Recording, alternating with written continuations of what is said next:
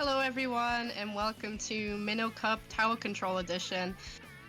I am Marshy, and today I am joined with Topic. The two teams that we're going to be commentating over today for Groups Round 1 is Sipping Your Smoothie and Norwegian Oil Economy. You know, so I looked up the Norwegian oil economy. They're not doing good right now. They're a little bit down in the stock price. About 5 to 10%. But let's see if that affects how these teams, Norwegian oil economy plays. Maybe they could boost it up a little bit with their gameplay. As we are going to hop into our first game, TC Inkblot. What's your opinion on tower control in general? Like, what do you think about the game mode as a whole? I think okay. It's weird. It depends on the map, but I overall like tower, especially the checkpoint. I think the checkpoints allow for a lot of interesting fights. The checkpoints are very, very solid on defense. And if we look at our first map, Inkblot, I think the first and second checkpoints specifically are really, really strong for defense, right? Because you are at a height disadvantage when you're pushing. You do have to be really wary of bats and of the clam. You have to be really wary of that. But also, if you are attacking, once you break through that second checkpoint, it becomes basically a hill. You're rolling a snowball because that once that second checkpoint falls, the second to third is a lot safer than you might expect. Oh yeah, definitely. I would say like getting to that, getting through the first checkpoint is probably the hardest, especially considering like from an attacking perspective, defending against people who are either shocking or respawning, for example, coming down from those flank areas. You have to be really, really wary of where they're coming from. Mm. Yeah, and also I like to add on, especially right after once you get to the ramp, that whole thing is uninkable. But enough talking about the past. Let's see what they do. A Dowser Dualies. I believe that's the vanilla kit with the whale. I'm pretty sure. Yes, it is the whale. So very, very interesting comp out there from Sip Your Smoothie. On the other side, more bog standard other than the range blaster, which is a weapon that has been coming up because especially on tower control, blasters are gonna blaster. Oh yeah, it's like a playground for these guys, especially working around those boxes and really awkward angled corners. We can see here both teams trying to really take control of mid here. A lot of backwards and forwards coming from both yellow and purple's perspective. The killer whale being brought out here from Dowser Doolies. Not really actually being able to find anyone, but actually manages to take two out and is completely going forward on their pursuit right now. Yeah, but unfortunately for Sipping Your Smoothie, Jet here is going to go down, and Norwegian Oil Company will get the first strike, breaking through that first checkpoint rather uncontestedly, as Sipping Your Smoothie is very, very staggered right now. As you see right here, they're just blitzing right through this, getting to 52, 50 on their first push, and just now when they, right before they break through it, Norwegian Oil Company is gonna be stopped, and Sipping Your Smoothie, however, is gonna be wiped out, so the push is gonna continue, and that snowball is gonna keep on rolling. Oh yeah, absolutely. As we can see, they have a really dominant hold against Sipping Your Smoothie right now. Seeing them trying to get picks off of each member right now. That Zuka not really finding anyone currently. Um, Sipping Your Smoothie able to shut down the push that they had going on right there, and seeing the tower slowly inching its way back to neutral while they're trying to get ground covered to hopefully get a pretty decent push going on in the future. Yeah, it looks like that's what they're gonna try to do, but a very, very big factor I think we both forgot to point out or didn't point out here is that Sipping Your Smoothie does not have a cooler, so they have to be very, very careful in the fights as they're gonna take. But Terrible will be the last member to go down for Sipping Your Smoothie, and Norwegian Oil Company keeping their foot on the gas, not letting Sipping Your Smoothie get anywhere near mid. I think other than that first interaction we just saw there, where Sipping Your Smoothie got to mid, they have yet to get onto tower, as they're gonna go two down again, and Norwegian Oil Company looking to keep this ball rolling. Oh yeah, absolutely. As we can see here, that getting themselves back to where they were before, seeing if they can get more points off of the counter right now. Going down very quickly, actually. Norwegian Oil Company really not letting Sipping Your Smoothie really get a chance to recollect themselves and get themselves back on their feet, dropping down and just being taken out by Norwegian Oil Company right there. But as we can see, strikes coming out. But as we can see, the tower is still inching its way to that final checkpoint right there. Yeah, like you said, it's inching closer, but Sipping Your Smoothie is holding strong with everything they got, not letting that final checkpoint fall. But unfortunately for them, Norwegian Oil Company, they're not looking back as they are going to continue their aggression. I think them having cooler just allows them to keep this up. They can afford to make mistakes. If you're Sipping Your Smoothie, you cannot afford mistakes, because if not, things like this can happen. You can keep getting staggered. That's another two down. The Zipcaster and the Zuka are going to come out to clear the path. Only the Wellstring is in spot. They're going to go down as well. And Norwegian Oil Economy with a very, very dominant game one, not letting Sipping Your Smoothie even get on the board. Oh yeah, absolutely. They just really did not let them get the push in or really anything. As we can see, the coolerless comp really working against them. The mistakes that they were making was not able to be rectified by being able to respawn as fast as Norwegian Oil Economy. Mm-hmm.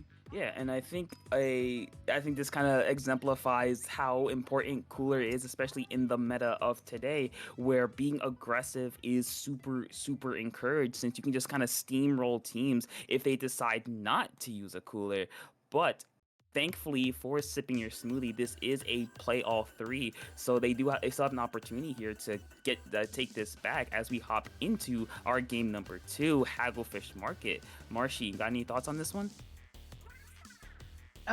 I would say, coming from my perspective, I play a lot of backline-oriented Gatlings, which is mainly just Hydra and heavy edits, so it's a pretty good map, I would say, for said weapons, but it's also one of those maps that can really be really cramped, I guess you could say, especially around checkpoints near the spawn.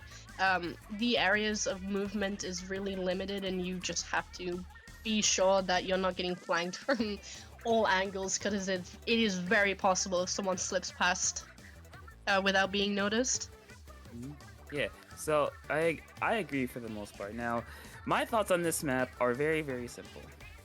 Whenever I view this map, whether it be commentating or playing, I have the same exact idea. This map is the vanilla ice cream, the wheat bread, the plain white rice, the salt and pepper, your generic Marvel movies. This is the final destination of Splatoon 3. This is the most basic map in the game. Now, basic doesn't necessarily mean bad. In this case, it's a great starter map, in my opinion. It's a great map to get to feel each other, to kind of like see what the opponents are going to do. But if you're sipping your smoothie, you're gonna have to try to find your advantage somewhat, as we are going to see a couple of changes on the side of Sipping Your Smoothie with a Neo Splash and the Not 79. Oh yeah, and as we can see, they're going completely coolerless again. I hope that doesn't really cause issues for them further down the line when pushing in and getting those checkpoints, really, especially against the range blaster that is on the opposing team. Yeah, the range blaster from Norwegian Oil Economy is going to be really big for them, since it can just affect towers super well. And speaking of another weapon that can affect towers super well, the pencil, it will be a very big pain in Sipping Your Smoothie side, because pencil can just kind of sit there and get their team in, as we see right here, as Sipping Your Smoothie is going to get wiped out, and the red carpet is going to be rolled out for Norwegian Oil Economy, as with no real contest, they're going to get the first checkpoint and maybe even break through it. Oh yeah, from the looks of things, they're able to take that first checkpoint very easily and swiftly. The pencil player is still really just helping from the back, really, as that tower is going forward, and letting their teammates really go crazy, I guess you could say. I would say that any splatling or sniper user who can really effectively support their teammates from further behind while riding the tower can be really helpful. As we can see, they get another wipeout, and that is game 2 going to Norwegian oil economy. That game happened so fast, I do have to say.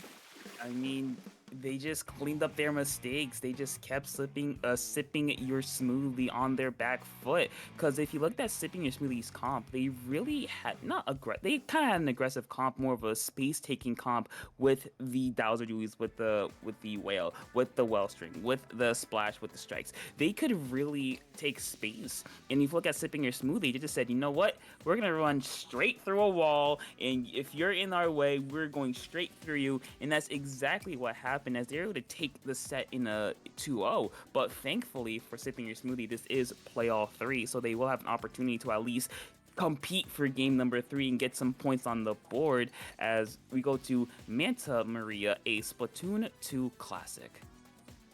Oh yeah. I would say that Manta Maria is a map that some people like, a lot of people dislike. I think it really depends on the situation, especially with weapon comps. It's very important for a map like Manta Maria, figuring out like what works and what doesn't. How are you going to approach a situation, especially going up towards the enemy spawn on the ramp? Like people can reach you from a lot of various different places up there, especially if there's a long-range weapon that can really scope out like players who are pushing said area.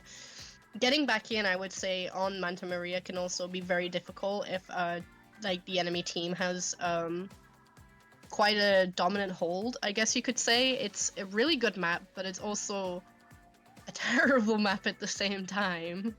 Well, I think a lot of that comes from Bunker, right? Because Bunker, you have access to a lot of mid. You basically have not access to street, but you can cover street really, really effectively. You can make it so your teammates can pass through even the tower, because the second checkpoint, the second checkpoint is in a really, really bad spot for attackers, because you're at the elbow. You're at a really, really bad disadvantage because your opponent can pop up from anywhere on that entire side. So keeping Bunker, at least with a longer range weapon, like you said earlier, like maybe a pencil, maybe a splatling, maybe a bow, could be really, really effective, or maybe even a blaster. But as we see from the side of sipping your smoothie, they're sticking with the same comp, same for Norwegian oil economy. So both teams, actually no, never mind, scratch that. There is one change: is Jet going from the Dowsers to the regular duels with the crab. Interesting. I wonder how the slight change in comp could change the flow of the game, really. Crab Tank, I would say, is kind of weak on this map, especially in certain areas. It's not really able to get in and get that dominant oppressive hold that they probably want, considering the lack of height areas that aren't being blocked by something else, I would say. Yeah, but unfortunately for sipping your smoothie, like you said, the crab has been really, really shut down, as Jet, I believe, has yet to get any of them going, as there's going to be one special out for sipping your smoothie. It's going to be the wave break going to be popped, but unfortunately for the Norwegian oil company, is going to keep on rolling. Doggo is going to be forced off a tower by the strike, and that will be the end of the first push. But this is really, really dangerous for sipping your smoothie, because there's the Kraken. They can just defend a tower without even having to think about it. And now sipping your smoothie has to be super, super careful about pushing in, because like we've seen the first 2 games, they are not running cooler. So any mistakes that they made will be drastically amplified. Oh yeah, absolutely. As we can see here, the Blasters really having a field day of picking people off from really awkward angles, working with their sword user right here to get everything that they need, really, you know, like taking out members, picking everyone off individually. That Zipcaster really going crazy there, getting 3 people, I think that was. It was 3 people, and Norwegian Oil Economy is going to break through the second checkpoint like it's absolutely nothing, and they're going to keep on going. A flank from Jet is going to get shut down as well. And right now, sipping your smoothie as again yet to get on the board. They're playing some really, really solid defense, though this pressure from Norwegian Oil Economy is going to keep on going because of the pencil, because of the blaster, because of the zipcaster, because of the stamper. They're just able to keep this up, and so far, sipping your smoothie has been bending a whole lot, trying to stop this defense. And with this, they still have to get to the third checkpoint though, and sipping your smoothie, they just gotta hold on for dear life. Oh yeah, absolutely. As we can see here, the dually player really was able to get 2 people off there. But Norwegian Oil Economy is still on their pursuit right now, pushing forward right now as they're edging to the last checkpoint. As we can see right now, they take game 3. So Norwegian Oil Economy took set point as well, going 3-0 towards sipping your smoothie. Yeah, it was just dominant all 3 games. I think in the total of 3 games, I think sipping your smoothie has scored a total of like 5 or 6 points that entire set. It just showed that Norwegian Oil Company, they came here to play. They came out with a very, very dominant game 1, showing how good they can be in tower. Sorry, I cut you off there. Very good. I would say that Norwegian Oil Economy came here to party. They have come here to, I would hopefully assume, to win, you know? Really coming into the set and just taking the games away like by force, but from sipping your smoothie, really not allowing them to really have the time to get like what they need, like specials or like positioning. They really just push themselves forward brute force without really a second thought, and as we can see, it did actually work out for them. Yeah, and with that dominant win, that will be it for round Gover Groups round 1. We will take a very, very quick break as we let the other teams finish up. But stay right there because we got more coming up, or more Minnow Cup action coming up to you in a couple minutes.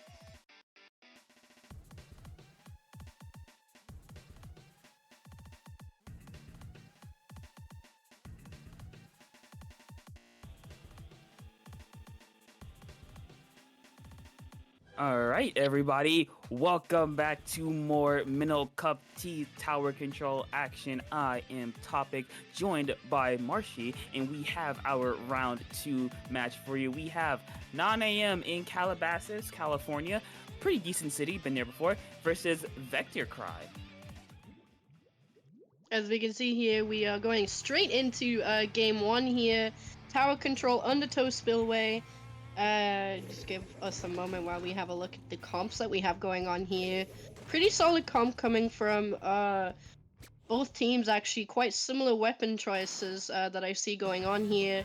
Both teams rocking the Dread Ringer and the Mint Deactivator, as I can see here. You know, I'm a Dreadringer main. You know what? I appreciate it because that weapon is very, very, very underrated. So seeing two of them makes me put a smile on my face. But on the side of Vector Cry, I think the Ink Brush would be really, really interesting because with Ink Brush, you are counting on them getting the advantage. You're counting on them on getting flanks off, but so far, Calabasas is going to get that first checkpoint, but we can all agree this first checkpoint is like a hop, skip, and a jump away, so that doesn't really count. But here's where they can really add on to their lead as they get into that second checkpoint again, rather uncontested. The whales from Vector Cry need something to stop them, but unfortunately, they just keep on going. Oh yeah, absolutely, and we can see going on here that Calabasas really has like a really going on here. But another thing to note is that Vector Cry is not running a cooler.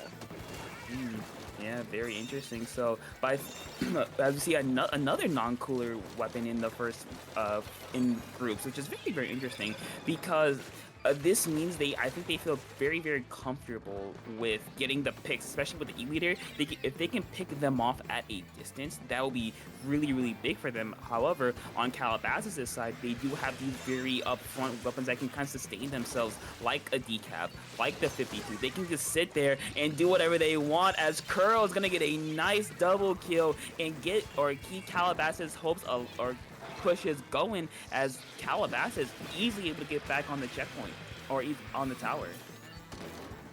Oh yeah, absolutely. As we can see, Calabasas really is just really trying to force themselves through that second checkpoint, getting really close to that the final checkpoint. As we can see here, is just a sea of yellow coming from Calabasas. Them still working on really holding Vector Cry away from being able to get that tower back. The E-Leader, as we can see here, is really being placed in an awkward position, not really being able to move forward, knowing that they're probably going to get picked off by either the Mint Deactivator or even the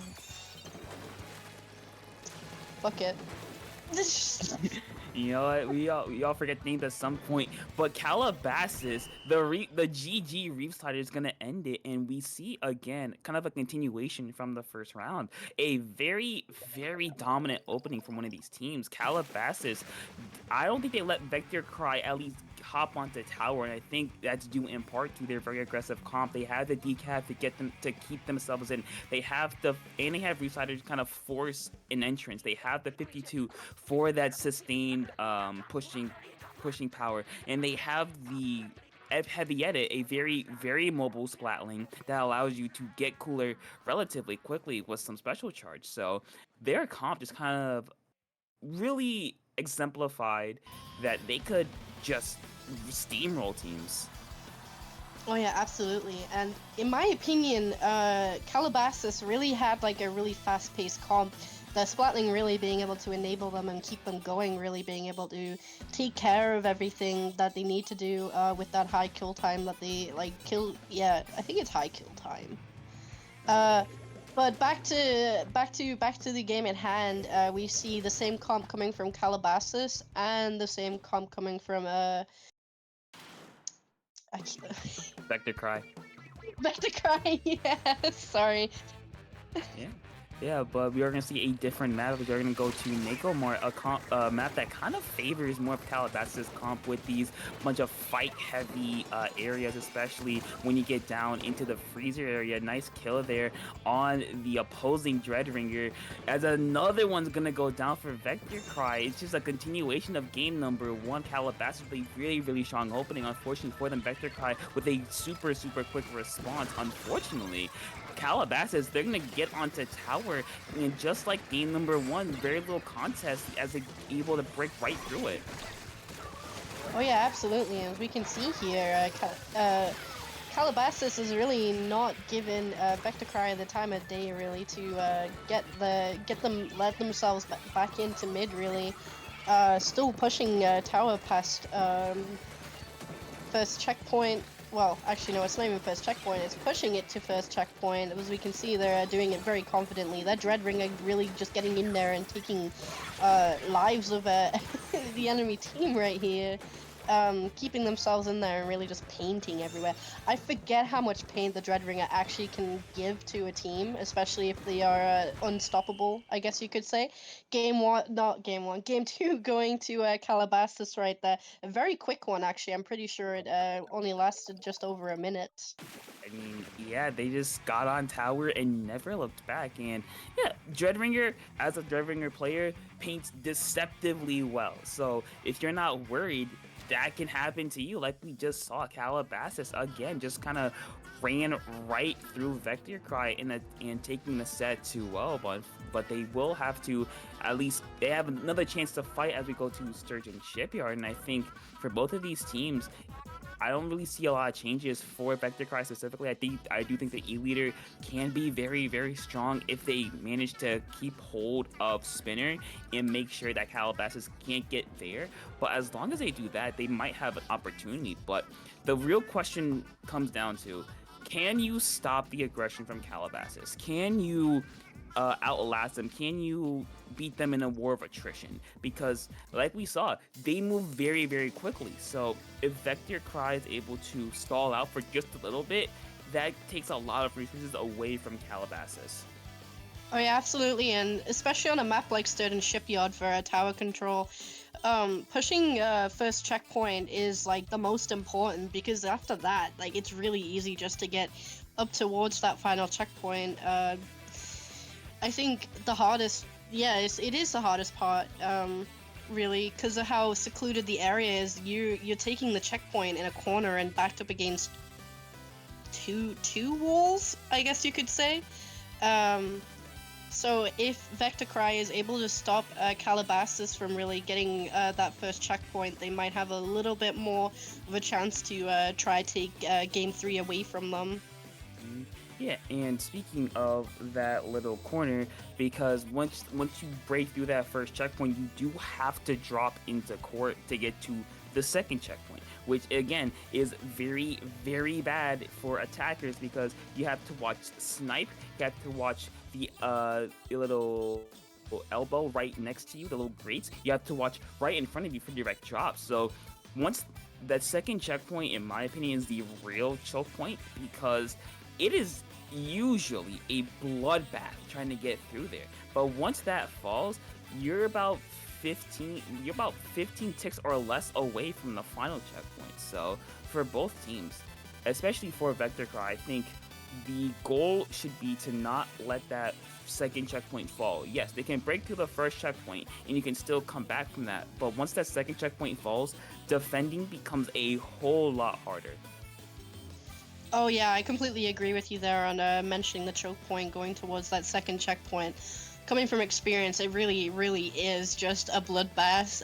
It's really the survival. I would class it as survival of the fittest. If you are able to outplay the attackers, then it's really good because then it gives you time to really get yourselves back into mid, especially if you are up a good amount of players. Given how long it does actually take to get back to mid from spawn, especially when the tower is going back. If they are able to really shut down the push to the second checkpoint, I would say would be a lot easier for them to really collect their surroundings and get the players into the positionings that they need, especially enabling the E-Leader to get that snipe and spinner control to really stop them from getting that really easy entry point. From what I can tell, there hasn't been any comp changes from both sides, going with the same things. Coolerless coming from purple. Vector Cry. Yeah, Victor Cry. I'm so sorry to anyone who's watching the stream. I'm sorry. I'm really bad at forgetting team names. You're good. But so far, Vector Cry with a much better opening as they're going to get the first initial kill. However, not a whole lot's going to come out of it. The Reef sides are going to run one person over. That's going to be 3 down on the side of Vector Cry. Calabasas, like we've been saying the entire set, looking for a very strong opening with really no contest to that first checkpoint as we see how far up you can really get onto certain ship art. We see right here that Calabasas is all up in the court of Vector Cry, giving them very little space to work with meta here on the lead, trying to find the pick. Unfortunately, not going to find anything. The double reef slider back to back is going to result in a win for Vector Cry there.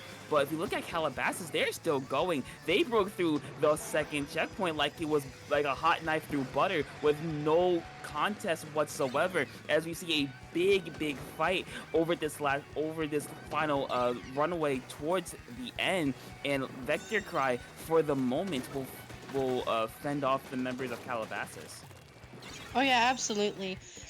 I would say the positionings that they have going on right now, um, Calabasas is really holding them back, not really allowing them to uh, push in. Really, the Dreadringer player going down to a bomb, but they're still on their pursuit right now. You know, not really letting them take them off of tower, and as we can see, they are really quickly inching towards the end of the game once again.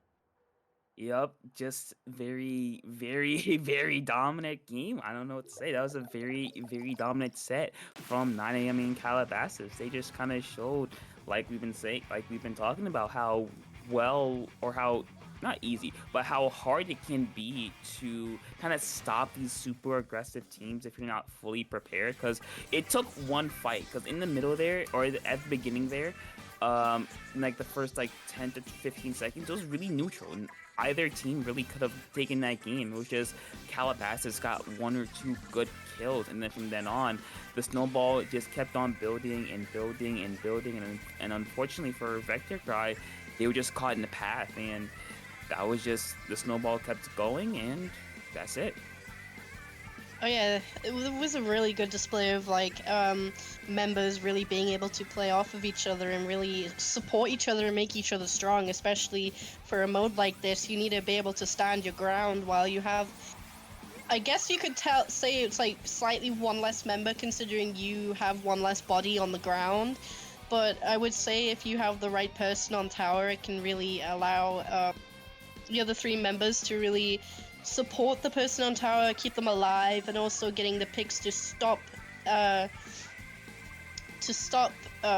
tower being contested. Really, as we could see, Calabasas really did do a good job of basically rejecting Vector Cry, not letting them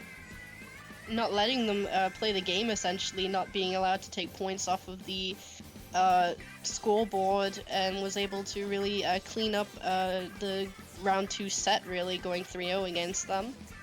Yeah, an unfortunate ending for Vector Cry. Not the word you're looking for. A very strong performance from 9 a.m. in Calabasas. And with that, that'll be the end of round 2. But we got one more round of groups, so stay right there. Go grab a water bottle, go grab a couple snacks, come right back because we have more Minnow Cup Tower Control coming at you in a little bit.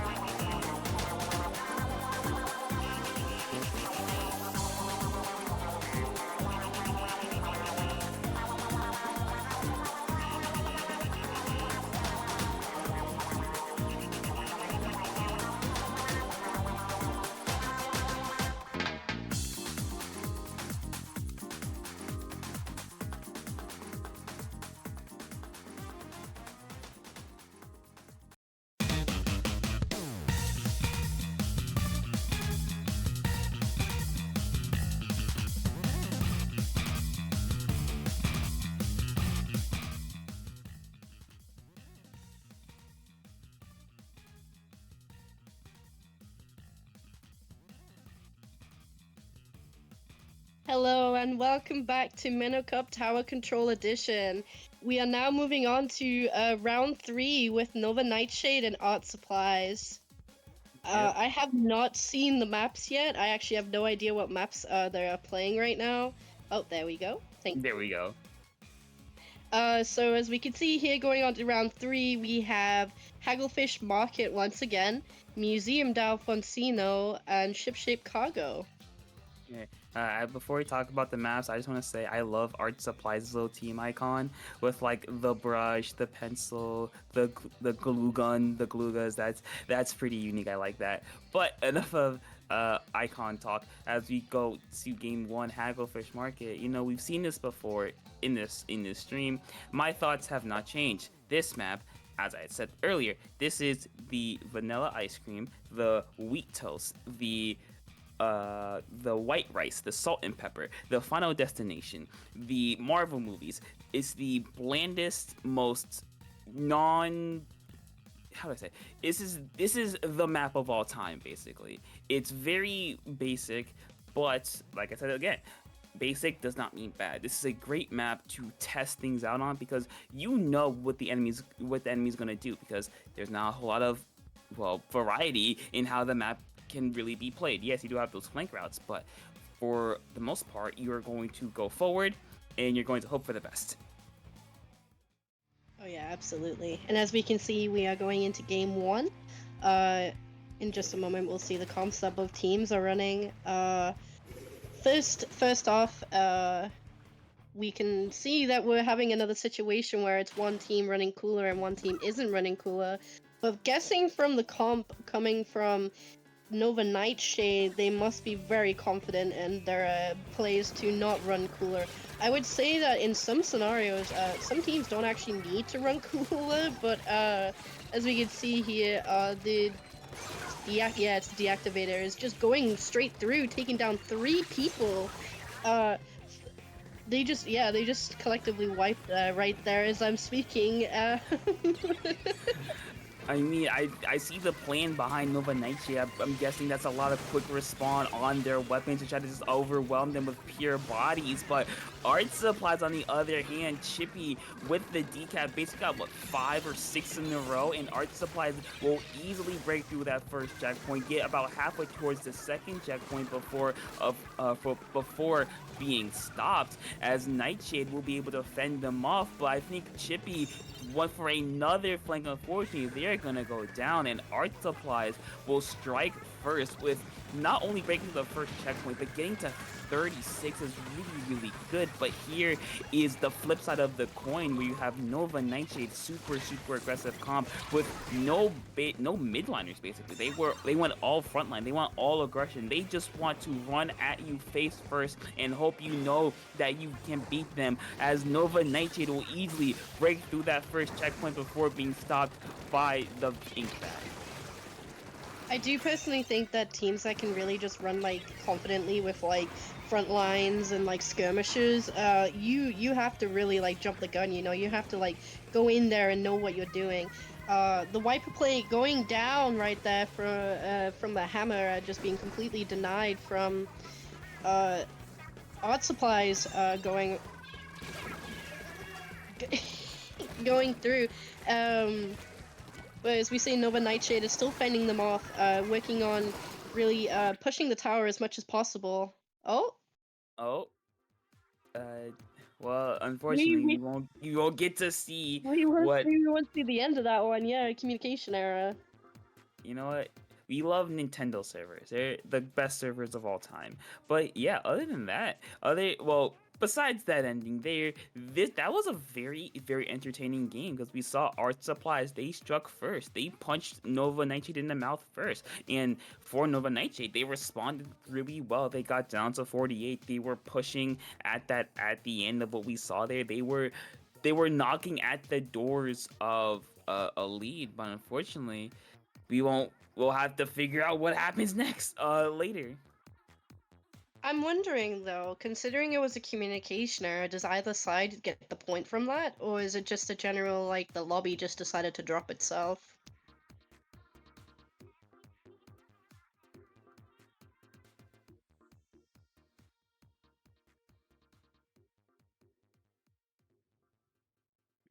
Yeah, so we are getting word that it seems that our streamer was the only one to have DC'd and the teams I think are still playing. So we will see what Senduku has to say once this match ends. I don't know actually. I'm wondering. I'm quite curious now because considering it was a com error, I would assume the whole lobby went down. Hmm. Yeah. I guess we'll find out. Yeah, so just hang tight. But as we figure out what happened there, I just want to. You said earlier that these teams that can just run forward with no cooler are very. It's just like they have to throw all caution to the wind, right? And do you think that Nova Nightshade, if do you think Nova Nightshade could realistically come back from that game? Because Art Supplies, they have a really good counter. They did have that range. They did have the vac. So if you're Nova Nightshade, you really have to like Make be sure, yeah. yeah, you really have to overwhelm them to a point where they can't get their specials. Oh, pardon me. Sorry. I do have to say that the matchup between Art Supplies and Nova Nightshade is a very different end of a sword. Really, you've got one side where everyone's running really short range, aggressive weapons, while the other side was running very mixed weapons. I guess you could say, having the mix of mid range and short range going on. I think if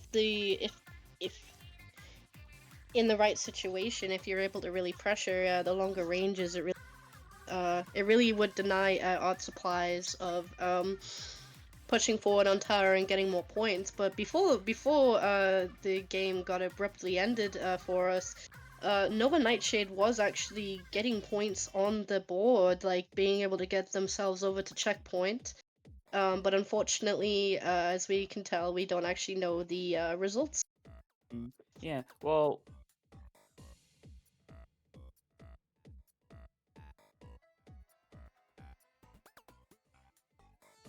yeah, so we are getting word again that the game did go through, so we will catch up to the score in a little bit. But while we get all that figured out, let's at least mention our next game, Museum D'Alfonsino Tower Control. Now, this map on Tower, in my opinion, really comes down to the second checkpoint again, like most maps do, because once you get to that second checkpoint, you're on the ramp. You're in a very, very good spot if you're the attacking team because you can take over the entire plat like it's basically nothing. It's very, very easy to it's very, very easy to get pushes going. However, on the flip side, if you're on the defensive side, you really do have the opportunity to play some solid defense because there is the grates right above the third checkpoint, or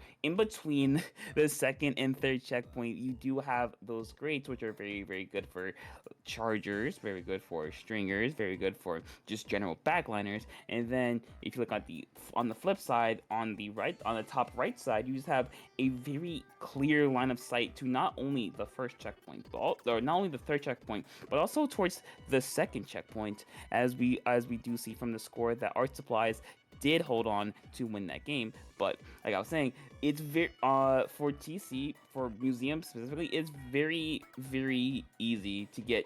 Oh no, it's very, very hard to get pushes going because that first checkpoint is really, really difficult to break through because you're at the base of the ramp leading up to plat. As we can see, I'm probably very behind on this. Art Supplies did take game one, uh, but unfortunately we did not see the end and have no idea how close the victory actually was. Um, Going into the second game, of course, Museum. It's a very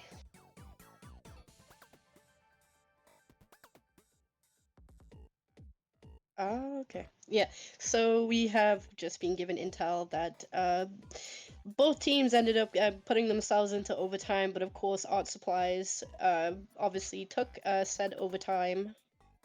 I'm very excited to see how they fight against each other on Museum. I would say that Museum on tower control can really vary depending on situations, I guess you could say. It's a very good map in my opinion. Of course, being a Splatoon 1 map that had been revamped. I kind of miss the second spinner that they had near the spawn, though. I still wonder why they removed it. Yeah, but unfortunately for Nova Nightshade, this will be a very, very quick replay as a member from their side has DC'd. But let's talk about from Nova Nightshade, a very interesting weapon there. We saw the Kraken E-Leader, and a weapon that I'm a very big fan of. That is, we saw for a little bit there was the Splattershot Pro, the vanilla one, the one with the line marker crab. I think it's a very good weapon. It is outclassed in many ways, but it's still a very, very solid weapon. Personally, coming from experience, I prefer the other kit to Splattershot Pro, the one with Suction Bomb and Booyah Bomb. I think it's quite a very good weapon in terms of the sub weapon and special that it got, but I think if you're able to make either kit work, it can be very powerful, especially if you have team members who can really back you up and really enable your advances. I would say it's quite an aggressive weapon, given how it plays, um, having that little bit more range, but at the same time, I would say it can get shut down pretty easily if the person isn't careful who's using it.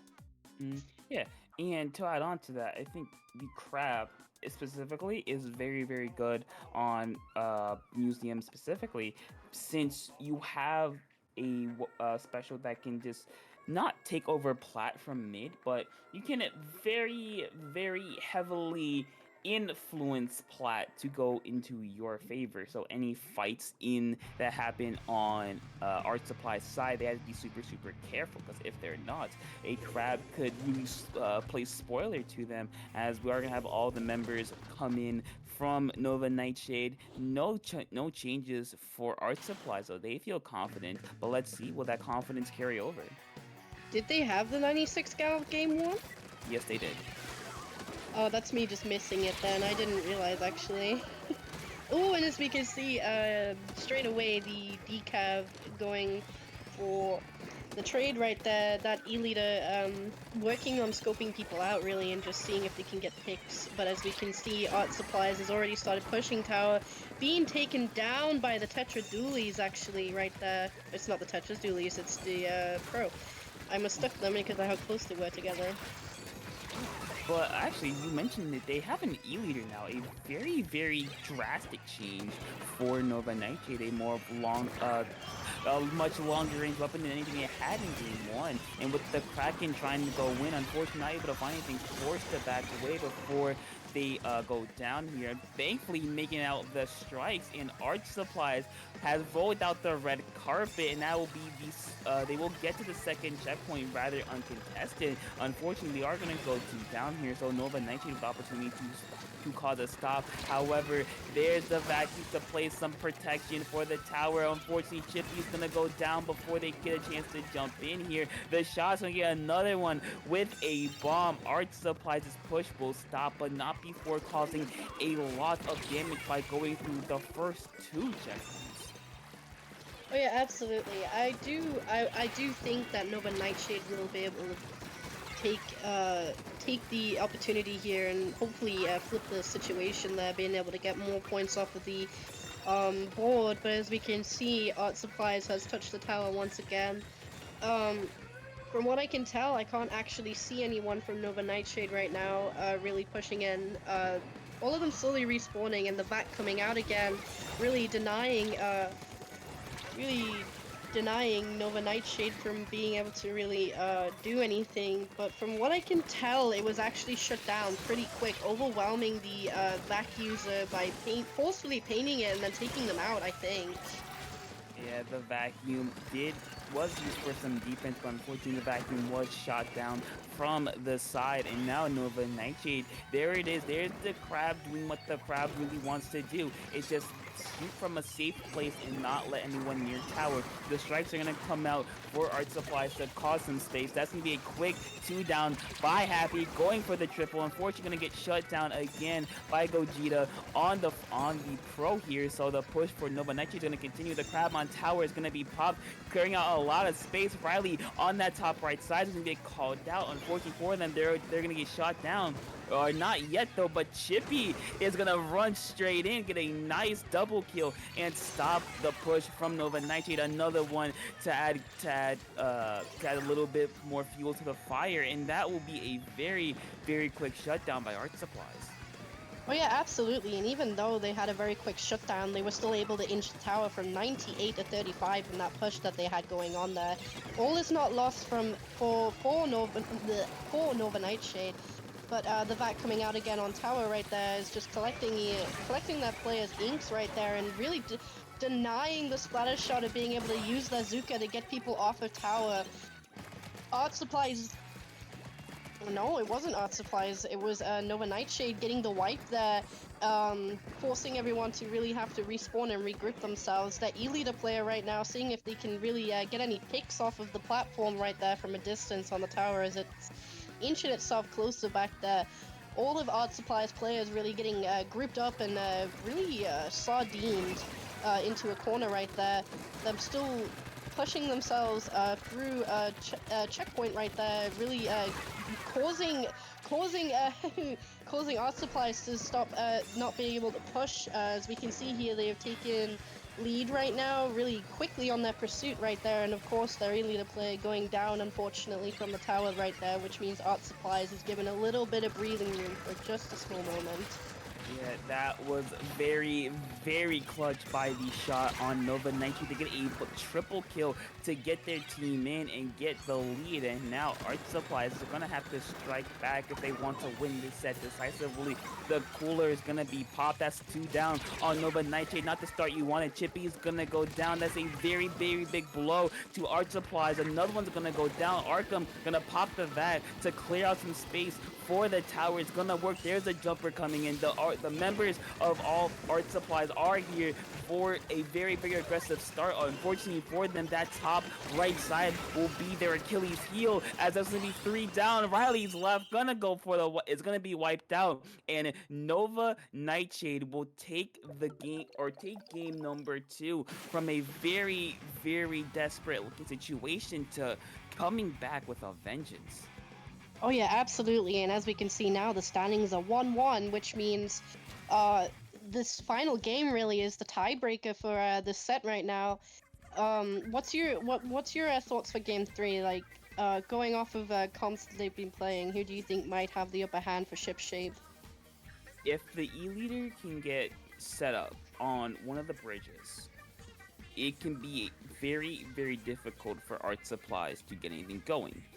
On the flip side, if Art Supplies is able to get the vacuum into court and basically coast through to that second checkpoint, it can be very, very hard for Nova Nightshade to get anything going. So I think this map is really about who can get a stronger hold, which team can establish their control first. Because if you're Nova Nightshade, your whole game plan revolves around getting the E-leader into a good enough spot to where it can basically scare anybody on the enemy side of the map. If you're Art Supplies, your main goal, move the E-leader out of the way, get the E-leader uncomfortable, get the members of Nova Nightshade separated. If you do that, you're clear as day, because they have that VAC player. They could just make an open path for the tower, and as long as they watch that top right side, as soon as they get to the second checkpoint, they're good as gold. Oh yeah, absolutely. I coming from experience, whenever I played ship-shaped tower with a E-leader, it's very easy to, I guess, pressure the individual who's playing the sniper. It can be any sniper really, but E-leader probably is the better pick considering its range. But if you're able to really deny them from being able to get that clear snipe positioning, either toward, like, near the spawn or even up on the ramp that's between where the tower sits, it can make it really difficult for the team that's got the E-leader person to really work on picking. But as we can see, the E-leader players actually switched to unscoped Zekofin, which is an interesting pick actually. Crack on Roller also being brought out here instead of. I don't actually know which other way. Oh, it was Tetras. Okay, the Tetra player has changed to use Crack on Roller. Yeah, and going with a much more aggressive comp here with the roller, with the ZF charger for those strikes to kind of have the GG strikes just in case. And so far, Art Supplies are gonna go 2 down. Nice kill there onto Arkham, but unfortunately for them, not able to get this left side as Jin here is gonna try to force their way in. Happy gonna be forced to back away. They still do have strikes for some defense. They're gonna pop them on the tower. Unfortunately, no one's gonna go down. Chippy with the flanks, gonna get one, looking for a second, gonna get two, looking for the third. Unfortunately for them, the wall's gonna come out, forcing them to back away, and a very quick stop for Art Supplies as Nova Nightshade now forced on their back foot. Oh yeah, absolutely here, and as we can see, as we were talking about the VAC right there, they've really aggressively positioned the VAC and the bubble right there to stop that sniper from being able to position over them, forcing them to actually move out of the way. Art Supplies getting the wipe on Nova Nightshade right there, and just really bucking their way through the checkpoints right there, really getting themselves over to, I believe, the second checkpoint, or it might be the final one now. Yes, they're making their way to the final checkpoint as Art Supplies are going to get another 3 down, a delayed wipeout onto Nova Nightshade. The field is painted all purple for Art Supplies. No members of Nova Nightshade in range to affect the tower as they're easily able to break through that final checkpoint. Now here comes the last hurrah for Nova Nightshade to try to stop them. It's not going to work. 2 down. Only the ZF Chargers left. Happy on tower. The vacuum's gonna save them. And just like that, Art Supplies, very dominant showing in game 3 to put a stamp on this set and a stamp on the group stage of Minnow Cup. I do have to say, I think if they kept their Tetras, I think their pushes might have been shut down a little bit slower. I think adding the roller to the mix might have slowed down their momentum just a tiny bit. Even though considering that they are quite an aggressive comp still, I think roller can it kind of like forcefully slows you down, especially crack on roller, considering the roller isn't really able to sustain itself as well as like the vanilla kit, I would say. Like Kraken is a very strong special to use, but I think it might have been the wrong pick for going against Art Supplies on Ship Shape, considering there isn't actually that many places for a roller to hide on this map, in my opinion. Yeah, because if your team can't get you in yourself, you're kind of just trapped. Especially since they went with the crack-on kit instead of the vanilla kit, they can't use the uh, curling bomb to force their way in the bubble to keep them in. So they really relied on their team to get in, but unfortunately for them, Art Supplies just shut down any attempted retake from Nova Nightshade as Art Supplies, after a bit of, a scare in game 2, just completely takes care of business in the final game. Oh yeah, absolutely. I would say this was a really interesting set to watch. Nova Nightshade being able to take game 2, I would say they took it pretty confidently. They really knew what they were doing and knew where to get picks when they needed it. But I do have to say that the deactivated player on Art Supplies really was just having a real fun time, just going in and stopping anything from really happening, I guess you could say. It's a really big hitbox is very easy to scout out people, especially if you kind of have a census of where someone is hiding. Yep. And with that, that'll be the end of group stage of Minnow Cup number 38. And with that, we're going to take another break before we get back to you with our top cut coverage. So give us a little bit. We'll be back see y'all next. See you in a little bit.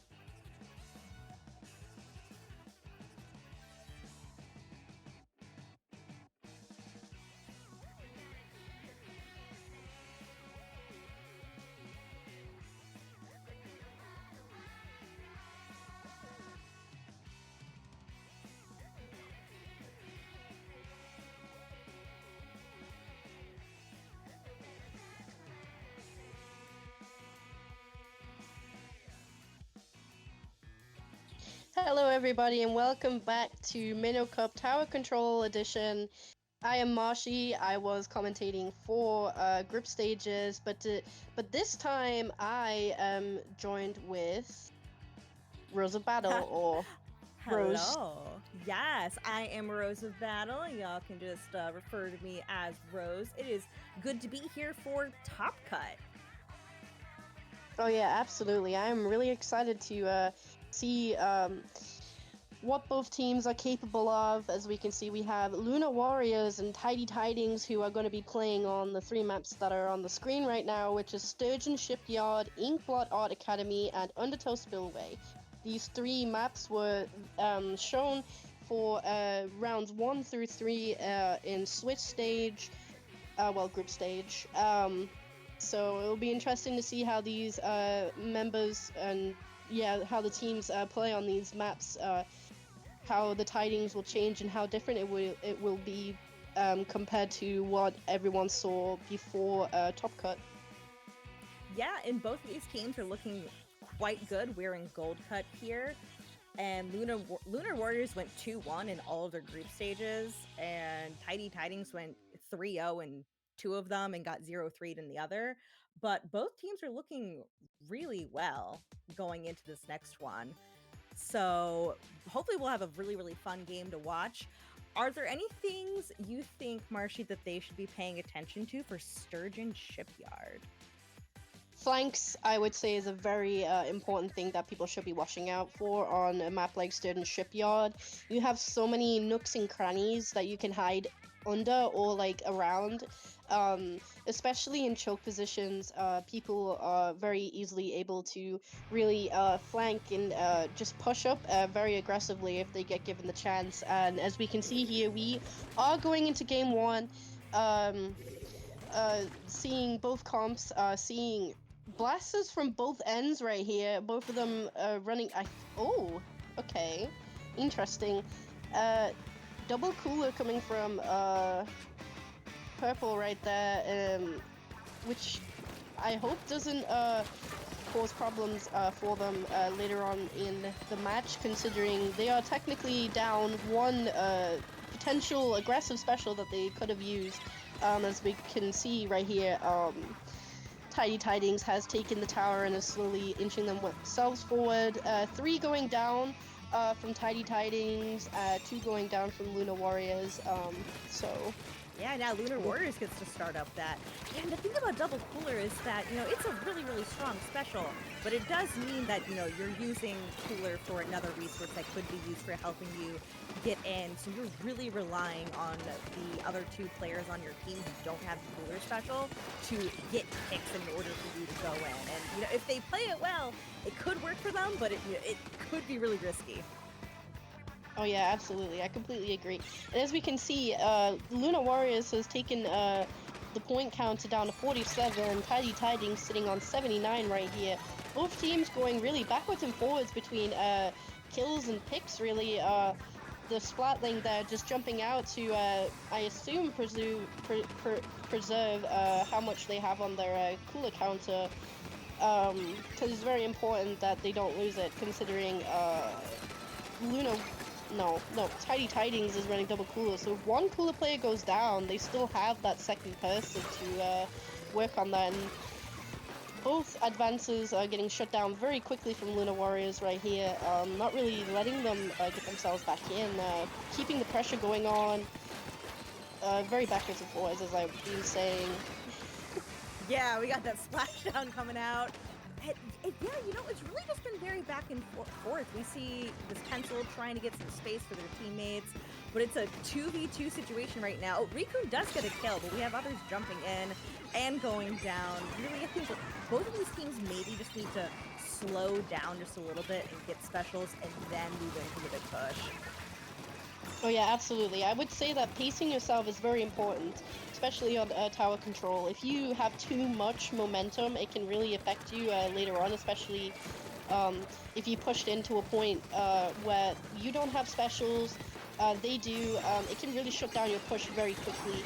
The Blaster here having another splashdown ready, seeing if they can really kill anyone here, getting a pick on I think that was the T-Tech that they went against there, holding on to their Oh, special that's right a now. dangerous jump. Did not work out well for them. Oh yeah, no, dangerous. I personally would say if you're jumping in, do not jump into a sea of the enemy color, because most of the time there's people waiting for you. You're not gonna Yeah. see. My coach has politely roasted my team for that. We're all Fair enough. victims to it. Everyone does it every now and then. Like, of course, it's something that you do. It's it's like you want to get back in. You want to really just work on getting people picked, but as we can see here, the blast that goes down from Luna Warriors pushing in really aggressively on their own with not too much paint to really work off of, so they got punished as a result. Which is really unfortunate. Yeah, you can see Luna Warriors, they have the lead, but it's really not a solid lead here. And they're really trying to get in, but they went down too earlier, and especially whenever their T-Tech goes down, like, that blaster really needs some paint to get in. Oh yeah, absolutely. I would say it's really, really crucial for the Painter weapons to stay alive, especially if they have a blaster on their team, really. As we can see here, both teams are really at each other's necks right now, not really letting anyone really in from both sides, not allowing them to get any more points on the counter. Yes, the tower is going forward, but it does not mean that they'll get more points. Ooh, able to get that pick on the tower, but the push for Tidy Tidings is not stopped yet. The pencil gets some really good picks there, and they've got multiple on the tower drinks coming out. And if that Zap gets drinks on the ready, then that's just sustained push. They are able to get that lead. Honestly, I was looking at the double cooler, but I genuinely think it is working out for them right now, Having that cooler out ready from the pencil really gives the Zap a chance to paint and get their special ready for if they die, especially if they're coolered up and they have their cooler, they won't lose it, so they have another cooler to their disposal when it's needed. But as we can see, we're in the last 5 seconds of the game, 26 and 45 from Luna Warriors and Tidy Tidings, getting pushed into overtime right now. I wonder, will they push their points down, or... Oh, there we go. That is game 1 that has went to Tidy Tidings. Yeah, Lunar Warriors, I think if they'd had a little bit more time and specials at the ready, they maybe could have pushed that further into overtime, but they were pushed off, and I think just not quite ready at that moment to get full control of the game and win in that overtime. Oh, absolutely. I would say if they had more time, they could have definitely pushed tower further forward. But of course, with the overtime counter, there's also the thing of you cannot jump off tower. You are not allowed to let that tower breathe. You have to stay on there, which can cause a lot of staggering. It can cause rushed pushes, which can also cause people to get taken out in positioning that they probably wouldn't if they had the time. I would say that pressure of overtime can really affect a player, and it can cause the momentum of the game to be a lot more stressful and tight. Oh, it is so stressful. You hear that blaring in the background, and you see the other team pointing at the tower, and just the comms are like, "Get on the tower! Get on the tower!" Yeah, no, you're just screaming at your teammates, "Get on that tower! We cannot let that tower drop." But then sometimes you get on that tower, but the enemy team gets on there just a millisecond before you do. Their toes are touching the edge of that tower, and it just completely stops the game. Yeah, and you're, 3 of you staring down the eyes of a blaster looking at you, rubbing their hands together, like, excellent. Stand next to each other so I can get all of you. Literally, though, because it's tower control, I think, is a blaster's gold mine. If you have a lot of people around that tower, that is easy picks going from either side, really. I would say that the blasters from both teams were very good at getting the picks off of that tower, but unfortunately, Tidy Tidings was just that little bit better at what they were doing. And we are going into game 2, which is Inkblot Art Academy, and I'm curious to see if any of their comps have changed at all. As you can see, the hero shot is out. I do think they have switched to a bucket as well on the opposing team. Still rocking double cooler. Yeah, they like that double cooler. It worked. I mean, it worked for them. Yeah, it did, So maybe they know what they're up to. I wonder what they're conjuring up right now. Yeah, we see Jared trying to be sneaky over by those stacks. We do have people going down on both sides, so not really big pushes from either side yet. I think they really just need to get control of mid, get some picks, and then move in. Oh yeah, definitely. I think both sides are just fleshing out, testing boundaries and seeing what they can do and what they shouldn't do at the start of the game. I would say that the start of the game is very, very crucial for both sides to really get the picks. Going out right there, getting. I think that was 3 people gone down there from the blaster right there. They are really not wasting time with what they're up to right now. The blaster and the wiper right there, working on getting. Another splashdown. Yeah, this just splashdown frenzy is going on. I'm pretty sure both teams are running the same type of blaster. Yeah, both that custom blaster. Just observing the game right now, there is a lot of yellow going on in mid, but Tidy Tidings really has painted up that area right there where the tower path is going through directly. But as we can see here, Luna Warriors is not letting up. The Splatling user really is just trying to inch that tower up. The Zuka coming out from the shot right there, not really finding anybody. But I definitely saw them weakening people, which can make it a lot easier for members of Lunar Warriors to pick people off. Yeah. That may be the end of Lunar Warriors push. A good start. I liked it. I liked what I saw. Thinks, if Tidy Tidings can take this back and clear out the space in front of the tower to allow the others to move in, they've got that double cooler to play really, really aggressively. Oh, Lunar Warriors does get that pick on them. Oh yeah, that pencil is really going ham right now, really working on taking people out from a distance, but unfortunately the blaster does get taken out mid splashdown. That is unfortunate. Ink Strike's coming out from... Yeah, it is Tidy Tidings. Slosher, yeah. Yeah, I had to really look at the weapons to figure out which weapon actually had those strikes right there. Hey, you've been doing this for a long time today. Yeah, I have been. I've been through. There's so many different weapons that I've come across today, so it's keeping track on weapons and specials really. But that's mainly because I don't play like many frontline like sloshers and stuff, so I'm not too familiar. Oh, we've got 1 of 2 coolers out on the side of Tidy Tidings now, trying to hold Lunar Warriors back from getting in. Tidy Tidings is going to have to... they have 2 minutes to make some magic work. They do have that splashdown ready. There it goes. Didn't get a pick, but was able to just hold the tower where it was right now. I was really scared they were going to die to that suction bomb on the tower. I do have to say that the splashdown from the blaster user might have been a little bit premature. I think they could have held on to it for a little bit longer or moved themselves a little bit further up. The hammer right there, getting a pick from the person who is directly beside the tower.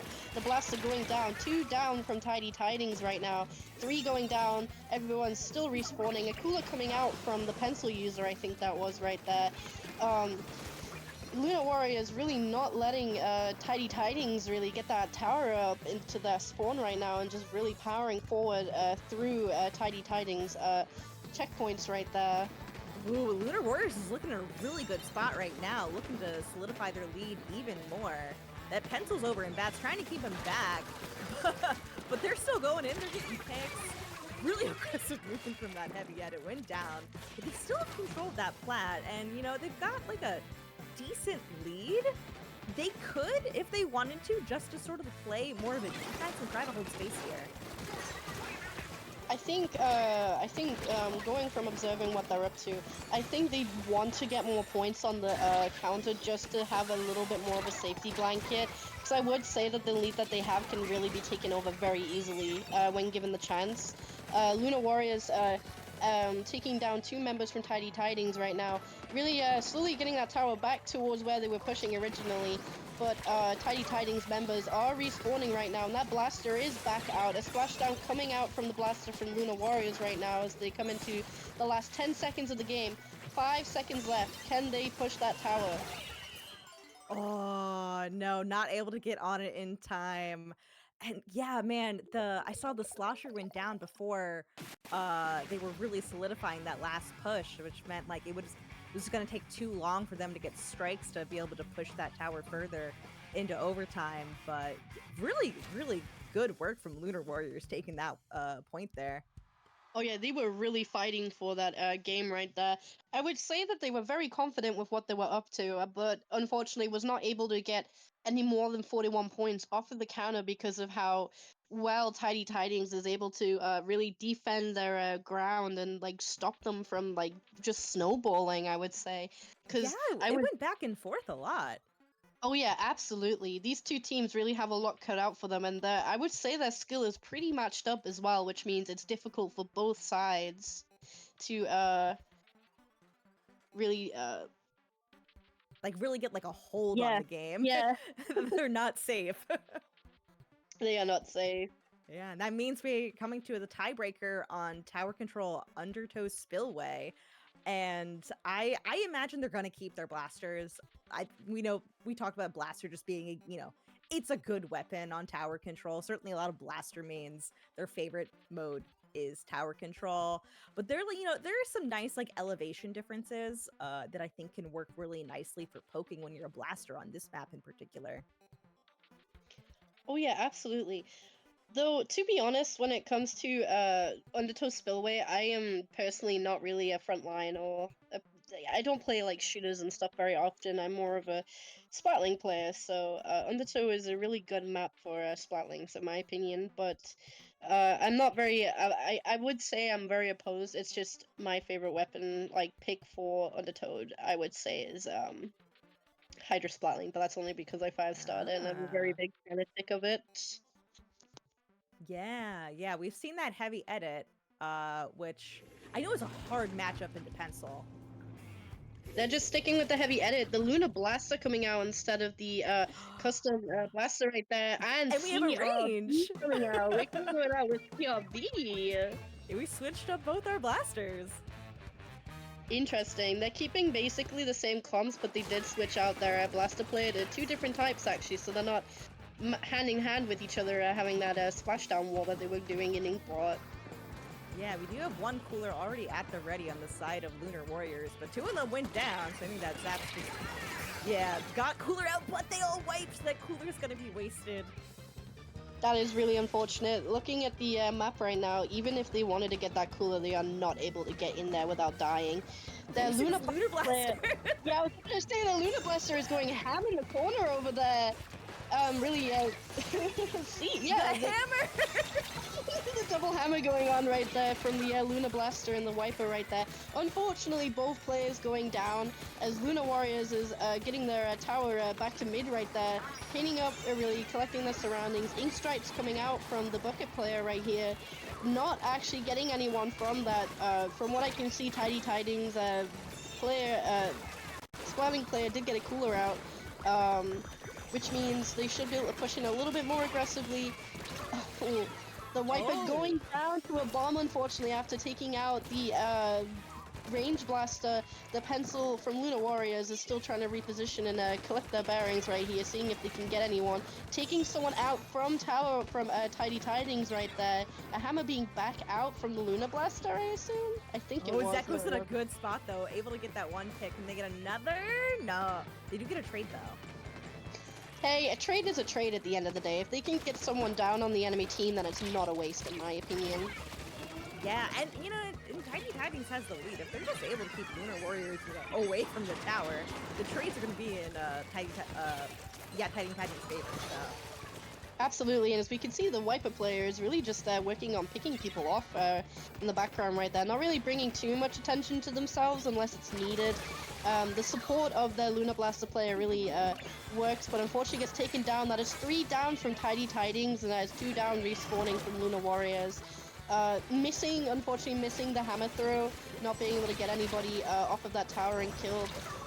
The Wiper player unfortunately gets taken out. Wait, hold on. Did they get taken out they got taken out by Blaster. Hold on. Oh my gosh, it's just going back and forth. Yeah, man, Lunar Warriors had like a really good push there, all the way down to 24. They only have one more checkpoint to clear, and they're back on the tower again. Scary spot though, being alone. Oh yeah, absolutely. As we can see, the shot user was really looking for the player on the tower right there. Unfortunately, actually catching them through the tower right there and taking them out. there is a really even split between Tidy Tidings and Luna Warriors right here with Inkcolor. I'm hoping that Tidy Tidings can get a push in. As we can see, they are slowly moving themselves up, and I'm hoping that someone can grab the tower at least to try push more points. And unfortunately, the Wiper does. Wait, it was the Luna. The Luna Blaster gets taken out. That sucks. Oh, I feel that. You know, is so unfortunate. Hammer is so inconsistent. It feels like sometimes it pops off really hard, and then other times it feels like you get punished so badly for using the Ultra Stamp. It's like you're not at that point. Like the special weapon sometimes feels like an absolute dud. The Kraken player has forced somebody to jump out and is also trying to get space for that team to take tower back. Right there. They've been like soft wiping on the side of Tidy Tidings side, so Lunar Warriors could, you know, they could keep going in. Oh yeah, absolutely. As we can see, like Luna Warriors is really making Tidy Tidings have a hard time of really pushing the tower or even stopping it. Really, they are really good at their defense and their offense, from what I can tell. Yeah, they're doing a great job here. Got a cooler out on the side of Tidy Tidings. This might be the last cooler they have unless this Heavy Edit's able to each in one more right at the end of the game for a final push. Do go down, but they'll be back right back. The hammer comes out, getting some picks. Really trying to get some picks. They can hopefully get past the second checkpoint and make it all the way over to the third checkpoint. Wiper is pushing him really hard, trying to move him away. I would say that Tidy Tidings are really pushing themselves in a little bit too aggressively, causing themselves to get staggered. I would say it's working against them. That Wiper taking out the CRB right there. They have 10 seconds left on the clock. Not too long left to get points on the tower right there, and that pencil player is really just waiting for the jumps right there to get them picked off. And that is game 3, which went to Luna Warriors. Yeah, they do take that, you know. That was close. Like Tidy Tidings, I could tell, was trying. They were working. They had some really good pushes there. Lunar Warriors just had like an even better push. You know, I came into this round thinking, oh, I don't know if double cooler will really work out for them, but as we can tell, it really did, surprisingly. I would say, to be honest though, with the weapons that they picked, it makes it easy to enable double cooler, I would say. They're not really losing too much, and it's also very helpful. Yeah, because it also, you know, allows that Zap to play more aggressively along with those mid lines, be able to, you know, mid lines and the front lines, be able to get them paint to move forward. They, you know, they can tell themselves, oh, I can push up forward, and I can be a Slayer myself temporarily because I'm coolered. You know, I've got a lot of the movement buffs, and I can probably take out some people myself, and I can go in and attack when I have a cooler ready, and as soon as I go down, I know I can come back and just, you know, second round of drinks, here we go. Oh yeah, absolutely. No, this was a really fun set to watch. It was really, really backwards and forwards. It was, I guess as a visionary purpose, it's like like a rope where you're like trying to pull it over the line. They were really fighting for it, not letting it go over the line. Yeah, it was really much that push and pull sort of deal.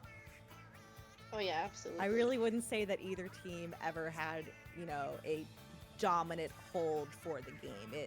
There were totally times for the other team to get back in there. I would like to say that we are currently rounding up round 1 and getting ready for round 2, which is going to be between Guess What and Kittens.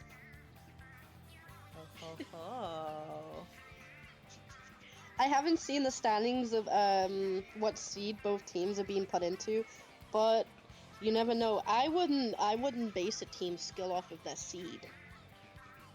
Yeah, you know, like, yeah, so I'm looking at the Sendo bracket right now, and yeah, honestly, Tidy Tidings was seeded 3rd, Lunar Warriors was seeded 22nd, but both teams played well. Like, and Lunar Warriors, you know, took the set. They did, and they fought for it. They really did. They went all out and fought for that place. They fought for the bracket win. Yes, they lost a point, but hey, they took the bracket.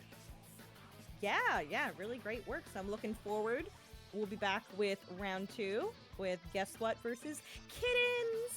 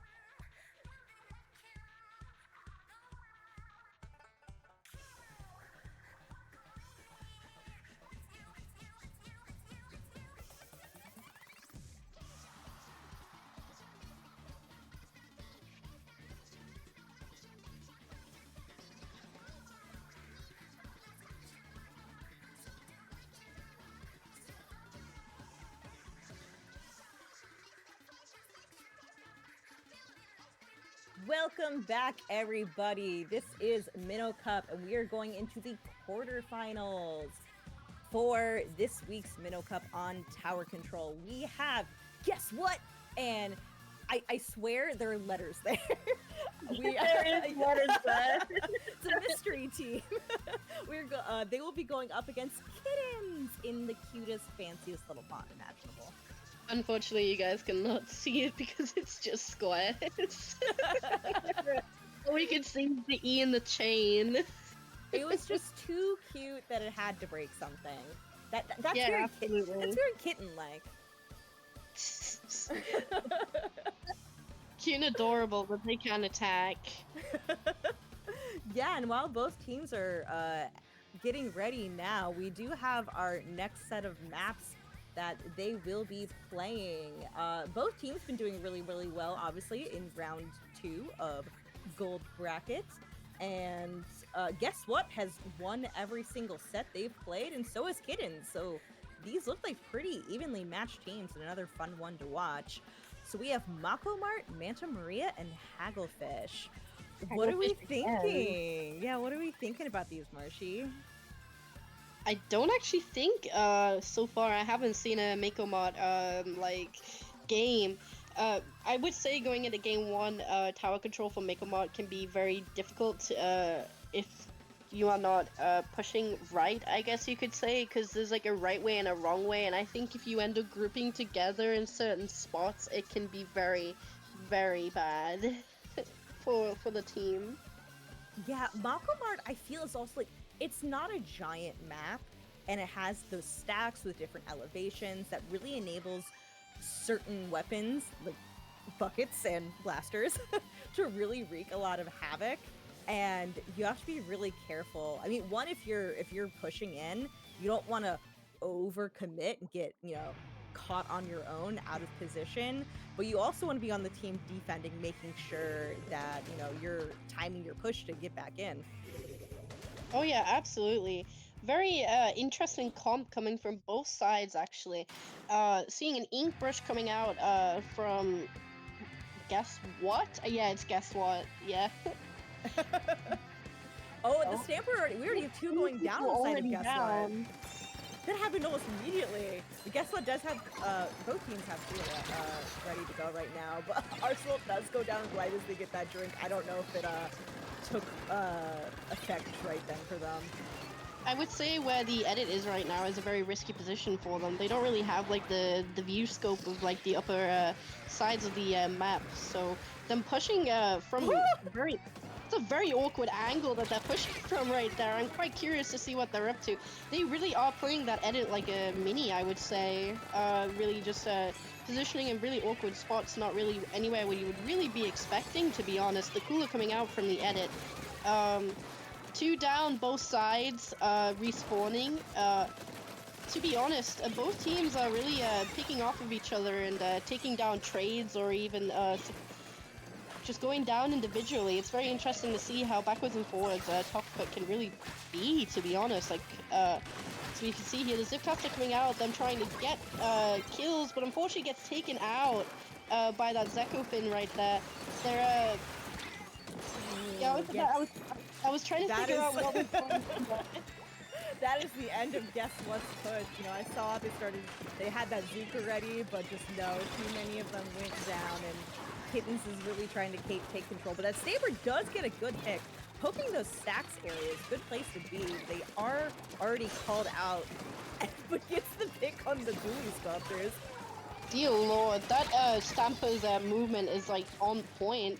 Like they're really just, I guess they're really like 90-degreeing people very easily, and just like players are falling into their arms essentially, being able to really swiftly take those kills without really having to fend for themselves, I guess you could say. There is a lot of blue on the stage, whereas casually just being changed by guess what, taking the tower once again, and is slowly moving themselves forward towards getting I believe it's the first checkpoint. Yeah, this is a bad place to be for Kittens right now. Only have that Zap alive. But guess what is getting that lead and moving on. They have one more checkpoint to go, and oh, yeah, they are moving on very quickly right here, taking out, I believe, was it an Enza? I think it was the Enza. oh, Keys Blaster. And that is the wipeout for guess what, which means their push has been shut down. But their push did get them to 4 points, which means Kittens really has to really get themselves together, regroup, and try not to get picked off to get more points on the board right there and break the first checkpoint, because the from what I can tell, literally 1 point away from hitting the checkpoint. But oh my goodness, Kittens getting that wipeout right there. That Zekofin is really going ham right now. Yeah, they got another wipeout. Oh my gosh. Lord. They're going, yeah, they've got momentum now. Two go down on the side of guess what? Like, Kittens is still going. Oh, really? Yeah, exactly. I would really say that the Zekofin really has killer instincts right there, being able to get themselves out of a situation. But unfortunately, 3 go down from Kittens right now, which means, guess what, is 4 up, which means they are able to push themselves a little bit forward and stop the push that Kittens was conjuring up right there. The dually squatch is really being singled out right there. Oh my gosh, yeah, I was impressed they even got one there, because I was like, oh my god, that's a scary place to be.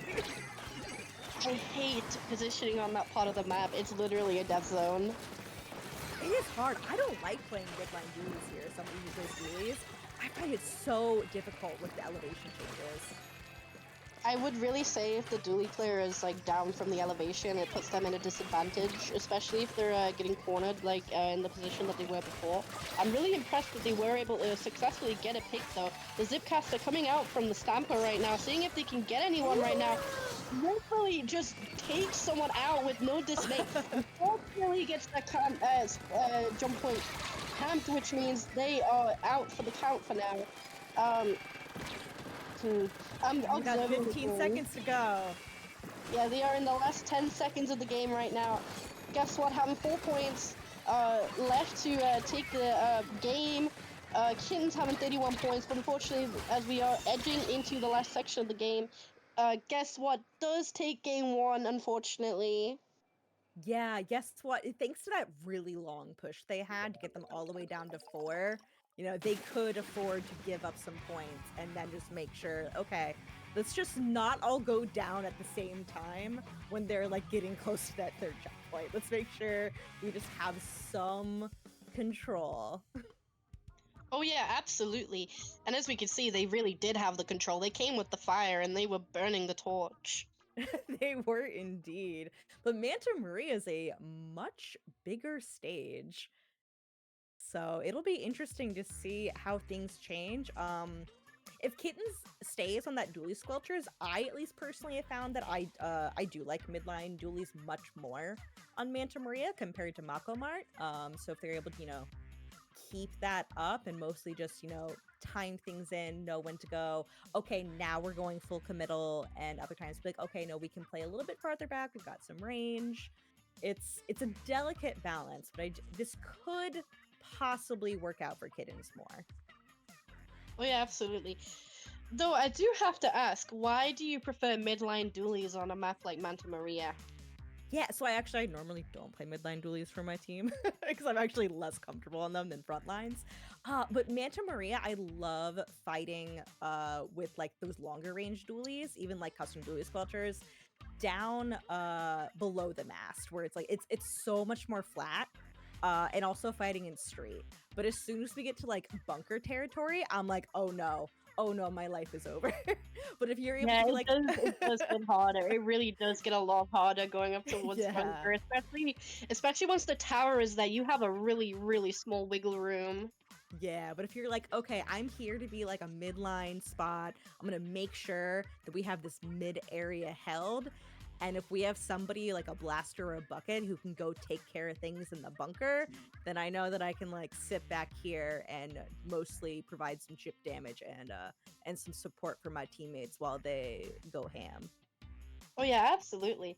I mean, from experience with like my old team, though to be honest, I am currently in the process of recruiting. We do have some of our old members back, so I'm really excited to finally be able to like compete and stuff. But enough of that. We are going into game 2, and I'm curious to see if the comps have changed too much. Though, Still got that brush. Still got those dualies. yeah, from what I can tell, the only thing that's changed, I think, is the bucket. Oh yeah, maybe I forget what's Yeah, they Solar displayed changed. last They time. changed. Yeah, they changed from bucket to yeah, they changed from sword to bucket. Oh yeah, I can see that. Yeah, T on that Luna Blaster is definitely like, it's not a bad, it's actually a pretty fun pick here, but really need teammates to, you know, enable you to get in. Because you have no range on that Luna. I'm curious though, considering that comp, it looks like the only person really who will be painting for the blaster is the NZAP. I'm not too sure how well the dually squelchers can really provide paint for said weapons. As we can see here, ink strikes are coming out from Kittens and does take out that cooler user. That is 3 down from Guess What, so which means they are up currently. Their Zekofin right now is very comfortably starting to position themselves on the tower as they take the lead. That Luna Blaster is really pushing up quite aggressively on their own there. And I'm wondering, will they have enough paint? That was a really nice direct shot right there. Unfortunately, they do go down. I'm assuming it was a trade from that little bomb that ended up falling out with the bucket. Yeah, I do think that was what caused the trade, but at least, you know, Kittens is able, hopefully, to stabilize, keep control of mid. We do have Guess What starting to come in, but that edit is all alone. Yeah, edit is really being segregated right now, being taken out by that Zekofin right there, the really clean direct line shot that they had going on there. I really do think Kittens is really good at singling members out, especially the ones that would probably cause them the most problems. But as we can see, the edit is positioned back up there on their snipe, able to take one person off of the tower. The Lunar Blast are going down by the strikes right now, which means, guess what, has the ball in their court right now, meaning they are able. Arsenal's running! Oh yeah, there was no way they were would running. Yeah, survive that. they got tripled down right there. They were not getting out of that, unfortunately. The killer whale did come out, but I do not think the person who let it go found anyone, because from what I could tell, all four of the locators really kind of just dispersed on their own right there, not really on anyone. Yeah, we see both teams are trying to stabilize here. We're having a lot of back and forth. Numbers advantage right now is in guess what's favored. They do have specials. They're starting to come out.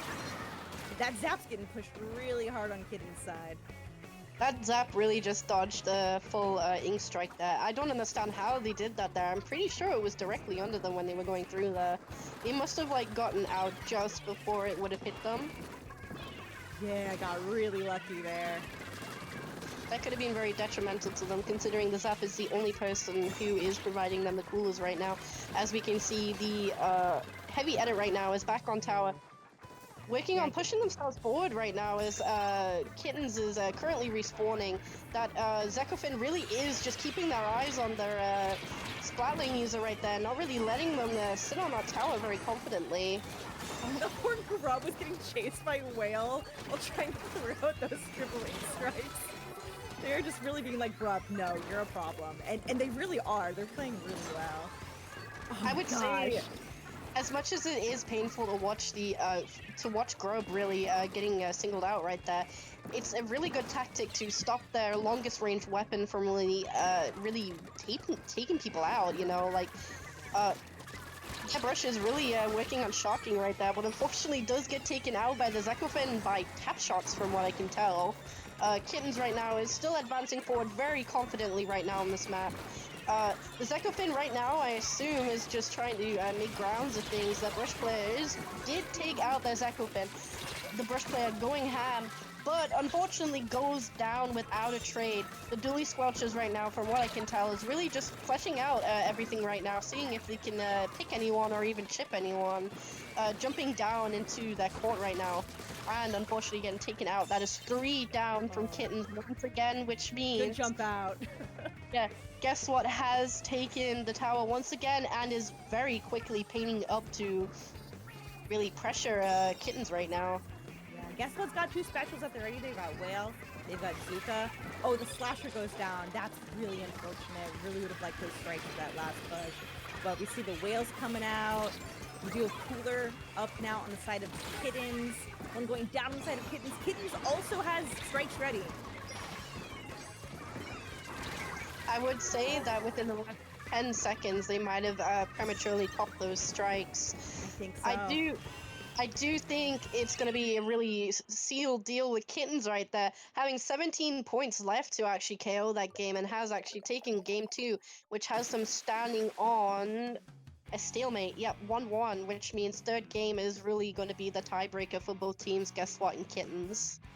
Yeah, once again, we find ourselves at a tiebreaker. Yet again, it is 1-1. Man, yeah, I thought that Dually Squelcher was gonna have a much better time on Manta.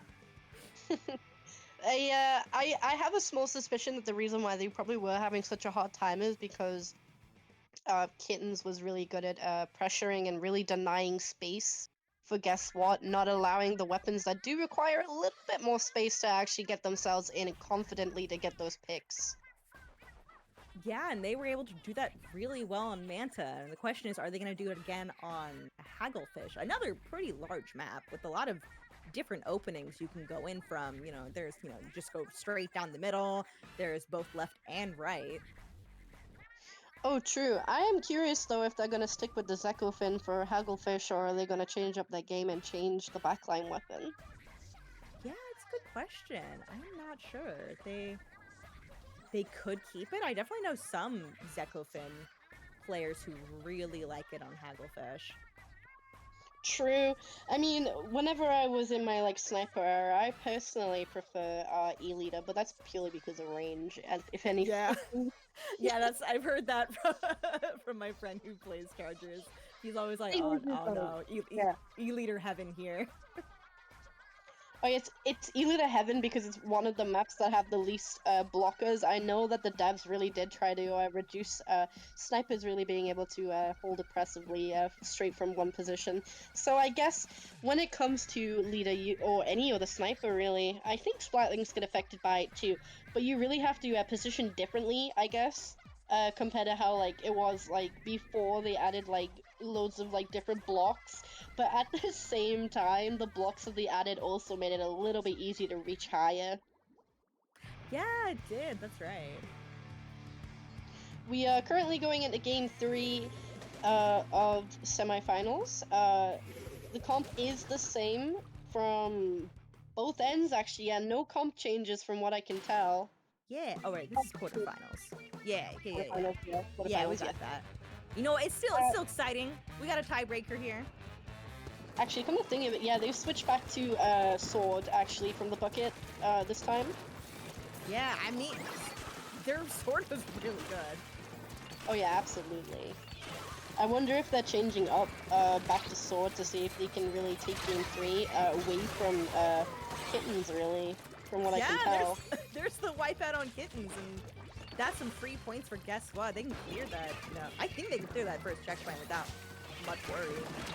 Their sword user is able to take anybody out with their zipcaster. Oh, never mind. They got completely decimated by the dualies right there. 2 down, going from kittens right there. Not kittens, guess what? Sorry. Yeah. You know, Arsenal had really good positioning and just, you know, realized that, oh, guess what? Does not know where I am. I can just, you know, get the jump on them. Literally, it seems like from the dually squatch's perspective, it really is just a playground on this map. A lot of open space, which means they are able to effectively really use their dodge rolls effectively and get the longer range that they need in that turret mode. We have the double zipcaster coming out. The question is, will either of these do anything? So it's able to get some good pressure on. From what I can tell, the Luna Blaster just went down in that zipcaster duel. The sword user coming out unscathed right now, trying to really apply pressure right now, taking 2 people out, and he's currently on the hunt for the sniper right now. The sniper really narrowly making it out there as they reposition themselves back towards the sniper being taken out by the hero shot. Zipcaster coming back out from the sword right here to see if they can get anyone. From what I can tell, I don't think they did, but they are back to really camping those edges right there to stop kittens from really getting back out, especially in those little holes. Yeah, I mean, Sword's still alive. You know, Sword is just, you know, making sure if anybody drops from under that tent, like, you're gonna have a bad time. It does go down, and now kittens can start pushing through P. Unfortunately, getting taken down by that Splatling. Oh yeah, absolutely. I would say that the Splatling player from Guess What is very preserved. They know what they're up to. They're really hanging back and not pushing in too aggressively, especially on a map like this. I think aggression can work against you sometimes, especially if you're a Splatling user, and you're also holding the cooler as well, which means you have to keep yourself alive, otherwise it can really affect the team, especially losing that cooler. Yeah, definitely. It's almost like you have to play, not necessarily passively, but you do have to, you know, slow down the pace and then quickly hasten the pace as soon as cooler is ready. Oh yeah, absolutely. You can visibly see when either side has that cooler ready, they become a lot more aggressive and they're really just going in there, and if they die, it doesn't really matter at the end of the day, because they respawn essentially instantly because they're cooled up, which means they can come back into the game very quickly. Yeah, guess what? Just moving the tower along. I liked that our brush ran away when they saw, like, oh, Grub's got that charger pointed at me, and they've got friends. I better back up. We put the tower in a position we want. I should just, like, stay alive. To be honest, from the times that I've like commentated, I haven't really seen like an English user actually being in like a competitive setting. You don't really see it. People would really say that Inkbrush sometimes isn't necessarily the best pick. A lot of people going over either Octobrush or Paintbrush. That Splatling user really just taking 2 people down with ease right now, stopping them from pushing forward that tower right there, really denying them from points as we edge into the last minute of the game. Kittens is currently working their way towards the first checkpoint right there. This is their time. You know, we had a lot of people go down on the side of Guess What? We have strikes ready on the side of Kittens. So long as Grub doesn't go down here, yeah, I can start throwing them down, trying to clear out some space. With the rest of the team better make sure to go clear out that plat area. And it's a really good snipe. Arsenal's really, skirmishing up there. Autumnal able to get some really key picks, goes down, but getting those 2 picks was huge. Oh yeah, absolutely. As we can see, 2 go down from Guess What right there as we edge into the last 15 seconds of the game. Kittens really has a really good hold right now, and I'm wondering, will they be able to take the lead in the last 10 seconds of the game? They could! They could! And and they get it in overtime, the 1 point lead in overtime.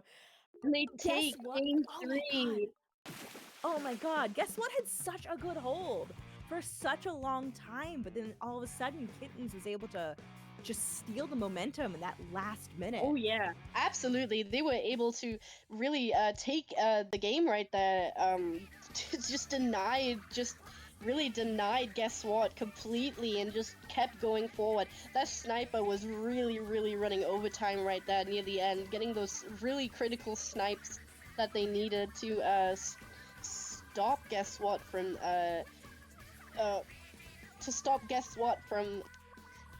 taking. Yeah, they did really well. They timed those strikes well. They let Arsenal and Key start moving up and start pressuring that flat and going into the bats area. Everybody on Kittens really amazing job on that last minute. But gotta give it to Guess What for the really strong 4 minutes. Oh yeah, absolutely. And honestly though, I was sat in silence for the last 10 seconds there. I was just watching the game unfold, seeing who was actually going to take that game right there. Yeah, that was such a good final minute. Honestly though, congratulations to Kittens for taking that last game. Both teams did really well. They did, yeah. Unfortunately, that does mean that one team will not be moving on. Guess What is now knocked out. Kittens is going to be moving into the semifinals, but the next semifinals match that's going to be up here is going to be Art Supplies versus Be Happy, coming to you soon. We won't be there for it, unfortunately. Yeah, unfortunately, yes, we will have to wrap up the quarterfinals. So, Rose, where can we find you? I'm Rose of Battle. You can find me on Twitch, YouTube, Blue Sky, all the places. I'm Rose of Battle everywhere. If you are going to the Big Dapple 5 in New York City 1 week from today, I will be there. And if you're not going to be there, you will probably see me on commentating there. Yo, that is actually awesome. And as for me, you can find me on Twitter and Blue Sky. My handle is the same, but on Blue Sky, it is just Pinky Dink together because for some reason I cannot use underscores over there. Oh, that's weird. But you deserve a well-deserved break after several hours of commentating. Yeah, I've been here. We've been here and we're ready to head out. All right. Thank y'all so much for tuning in. Marsha, do you have any other final words?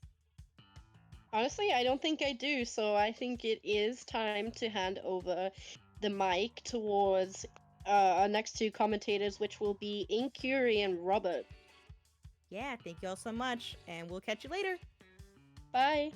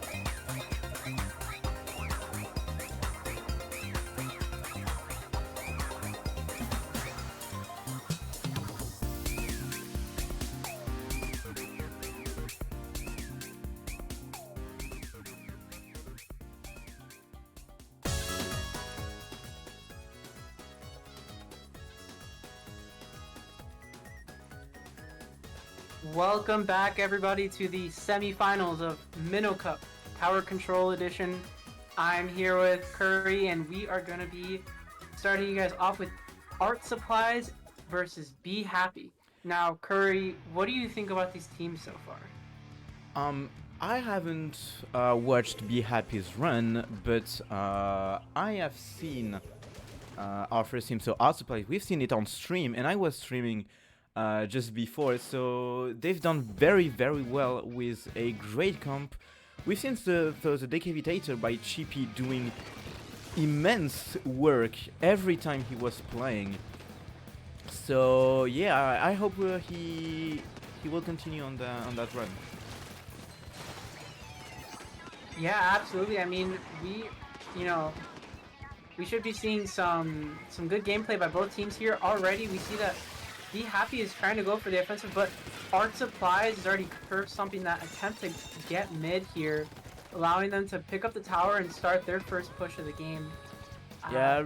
As they're trying to break into their box here. Very subtle first push, but it's still very back and forth. It's still a neutral positioning here on the mid.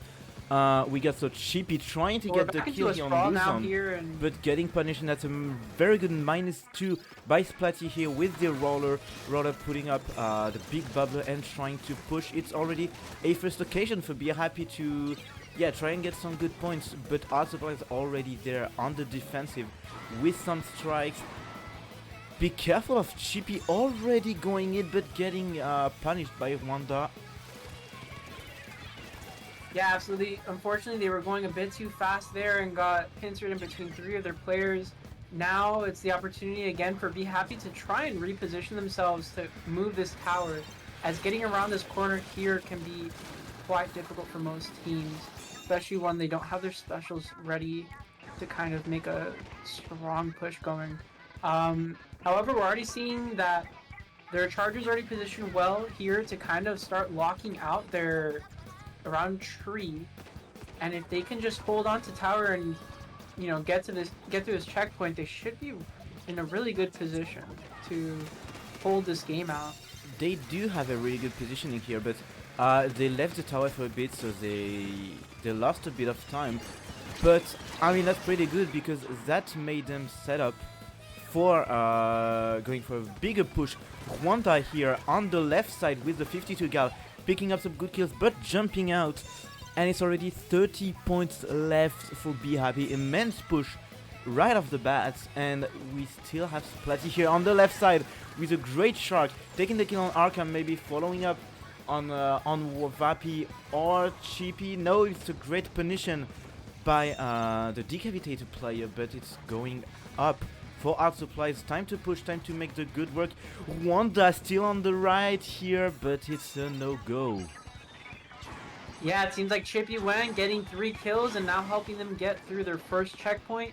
Now, hopefully, to the second one here as they start claiming more turf and getting to push up further. Just got to be careful of their blaster, as it seems like it's going to be... Oh, not a blaster, sorry. But they got to be very careful of what's to come. Yeah, and Chippy again making some very, very good work here. Trying to hold off this position and holding off Be Happy to try and go to the mid. So Art Supplies can come back already, take some positions, taking some kills. Wanda here on the left side with Platty and its roller.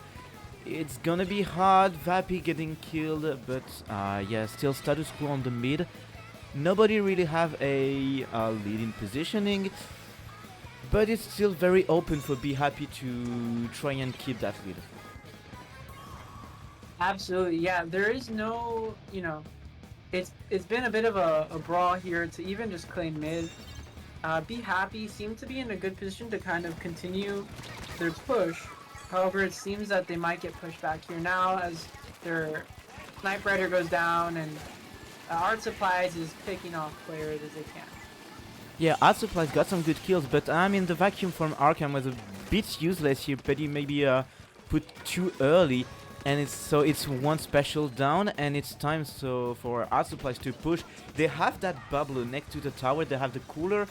They just need some more aggressive specials, and they do have them because of these strikes from I haven't seen the player, but Splatty jumping instantly into the tower to get some like 2 or 3 kills and defending, holding off Art Supply from taking the lead, and it's still very open. We have 20 seconds left.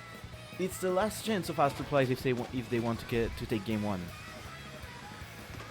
Absolutely. I mean, we just witnessed a wipeout, you know, from the side of Art Supplies. They really need to come back in here, reposition so they can grab the tower, but it doesn't seem like they have enough time to do so. And Be Happy takes this first game of the set through just honestly an incredible sneak by that roller. It really offset Art Supplies there when they had such good positioning. I mean, they had the strikes, they had their bubble, but they weren't aware of you know, the rollers sneaking up on them. And just overall a great performance there by Be Happy to start off this set. Yeah, overall amazing performance by the roller, of obviously getting some very good shots in. And so far Be Happy just like were very very dominant in that game 1. They got the lead first and they didn't like let go of it. Yeah, absolutely. I mean, they just did such a good job kind of like, you know, having control over that game all throughout. They just essentially were able to figure out when they needed to really be aggressive and when to kind of slow down. And with that, they were able to get a really good push, you know, early into the set, or the game, sorry. And eventually kind of not lock out Art Supplies, but kind of keep them from really making it too far, thanks to just, you know, the way that they were playing around them. And now we're going to be jumping into Museum here. Should be interesting to see how maybe the roller or the decapitator kind of, you know, shark around and get their picks. Very interesting map, Museum d'Alfonsino. Like, you have a lot of height changes, you have some pretty good flanks, but overall the map is very, like, classic, to be fair. It just works in a lot of modes, and it's a map that pretty much everyone likes to play on. And at the moment the teams are just on the neutral position, taking some kills here and there. Splatty in a bit of a wrong position, but ooh, nice kill here on the decav and trying to fight Arkham. Arkham here on the left side, fighting for dear life, but getting punished by Lucen. Lucen taking a very good kill on Vappy, and it's a great push already in the bags for Be Happy. Absolutely. What seemed to be them kind of overextending ended up being a really good play by the roller. Able to kind of hold out that area so that their teammates can eventually move up and get this tower forward. They just need to get through now this first checkpoint here, which they might be able to do based on the control that they have right now. And now they've got the Kraken too. It'll make it much easier for them to kind of lock out if needed. They just need to kind of push up here and avoid, you know, getting caught off guard on the right. Yeah, that second checkpoint is very, very difficult to go by, because like the defense is already there very, very quickly and can like take all sort of position to counter you out. And that's what we just saw. Art Supplies with a very good defense and already pushing in as an answer. But be careful of that flank here from the Blaster, trying to take maybe one kill on Vappy. No, getting punished instantly. And it's a very good chance here for Art Supplies to go and try to take the first checkpoint. It's gonna be there, but the bubble is out already to protect the checkpoint number 2. Lucen is positioned to try and defend, but the strikes are going to deny him this very good positioning. Trying to get the kill on Arkham, it's done, but it's up to its teammate, and the wipeout is out. And just like that, yeah, they were able to stop their push. I mean, they did get the lead. You know, Art Supplies was able to kind of do a really good job getting that push going. Very strong push. Now they're going to have to defend and try and be careful that they don't get picked off again by the Snipe Rider, as it's getting stray picks here and there, making it difficult for them to kind of reposition on this push by Be Happy popping that Kraken and just getting enough chip to make the Blaster quite effective here for them. Yeah, and it's starting to move away for Be Happy. They're really pushing really hard. Arkham, be careful because they got the vacuum, but they're getting punished instantly by the roller. It's a very easy to punish special vacuum, and right now with the Bablo, it's gonna be a 2-0 for Be Happy. Really good game too, and again they were like dominating pretty much the whole way, except for one small push from Art Supplies. Yeah, very good performance by Be Happy here. Their positioning is just really well, very well done. They're very coordinated, and even with the the roller going off on its own in the beginning, ended up working out for them because they did utilize their bubble quite well to kind of play it safe, even in a very aggro spot. So very good performance by them. Let's see if now, once we get to ship shape, they're able to clutch it out and maybe go 3-0 in this set to send them off to finals. Honestly, Ship Shape is a completely different map, so maybe Art Supplies will be able to try and challenge them a bit. Honestly, what are your thoughts on Ship Shape Tower? Like, it's a very strange map, but at the same time, there are a lot of cool things in it. It's definitely it's a map for sure, right? it's not too strange to say for these scenes, but it can be quite difficult sometimes to really get going on Ship Shape Tower. I'd say the Decapitator might have a good chance kind of helping them start that initial push, and maybe that might be a weapon to really utilize here once we get into Ship Shape. Just because it can really launch them at the start. I think a good starting push can really help out either teams here, just because of how odd it is to kind of make a move on this stage. It's definitely quite odd, I'd say, yeah, to kind of work around. And I mean the mid also is very strange in itself, and I think most of the fact that it can be hard to push comes from the mid. Like it's you have two tops on each side of the mid, but not on your side and the opponent's side. It's on left and right side, so both teams can go to both tops very easily, and that means that positioning for backlines can be quite awkward to counter, and also you expose yourself a lot as a backline if you go on one of the tops. Yeah, absolutely. And you know what? We're gonna see what they end up doing here, as it seems like there is no mint here at all, and we've actually got an Ink Brush rocking this for the Art Supplies team, as they try to, we see them fighting for neutral now to see how they kind of grab this tower and get moving. Yeah, let's see how it goes. So far, so good. It's a neutral position. No kill for the moment. Oh, my bad. Commentator cursed. Wanda got killed by the great Zuka from Chippy, who moved off of the Decapitator for a V-shot. And already taking some amazing kill. It's a -3, maybe -4 here on the TP. Yep, it's a trade kill on Splat is a roller, and Luson is going to get the tower moving. But defense is already there for Art Supplies.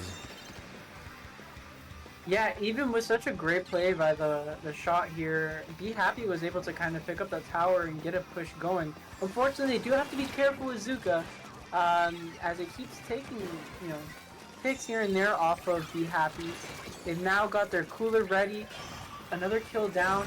And the Kraken is out. Here, yes, it should be able to hopefully get them another set of picks here, but it seems that it did not. Be Happy has to abandon that push if they want to try and maybe maintain what they have, but they keep jumping in and trying to, save this push, but it seems like it's unlikely, and Art Supplies is going to be able to set up for their own push now going forward.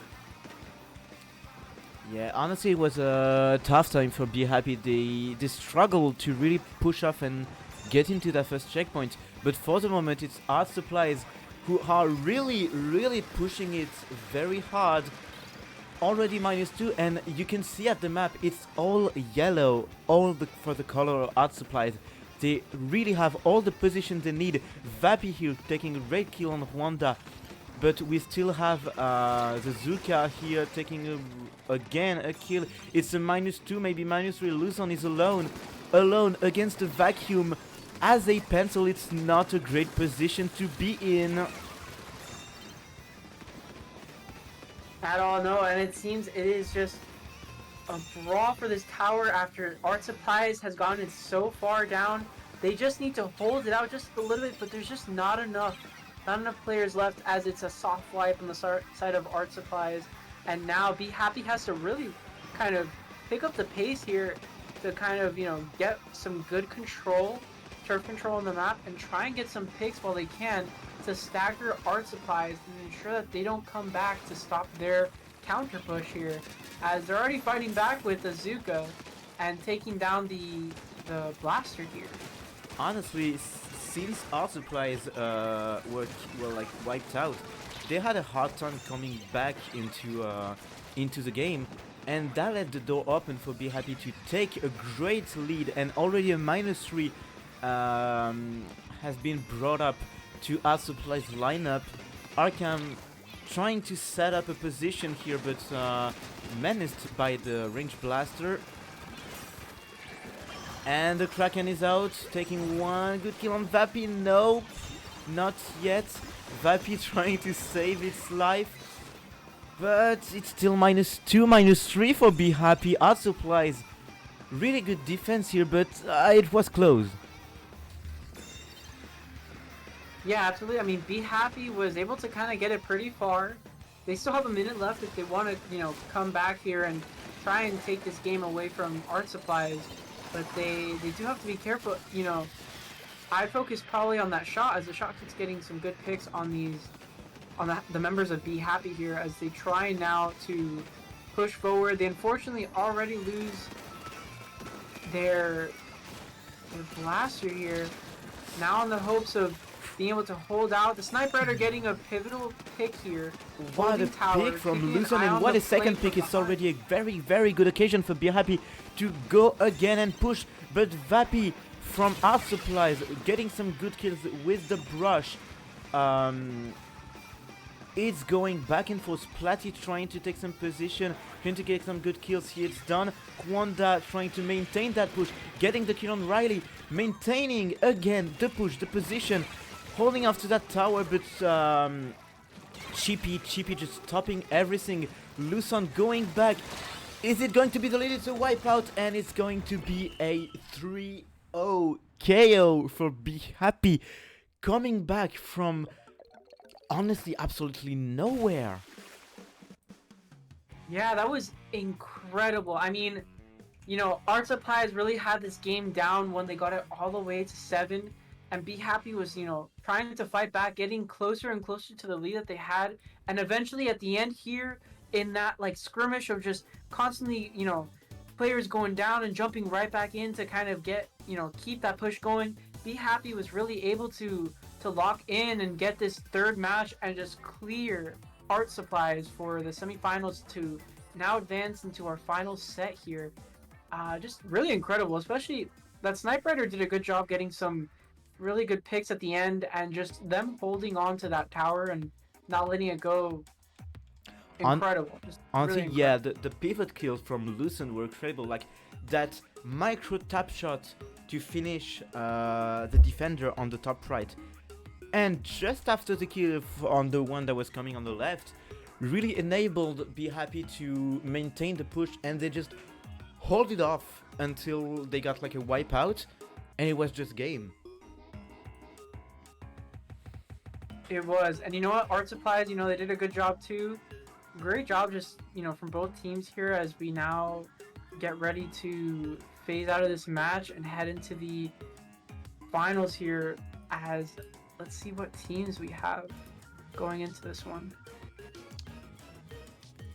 Yep. Oh, we're still actually waiting on the other semifinals match as Kittens is 2-1 over Norwegian Oil. Economy. I think it's Oil Economy. Yeah. Yep. All right. So So we're gonna should wrap up. be a good set here. Yeah, we're gonna wrap up the semi-final here. Just taking a short break, waiting for the finals. We're coming right back into it. It will still be Robert and myself. See you in a minute.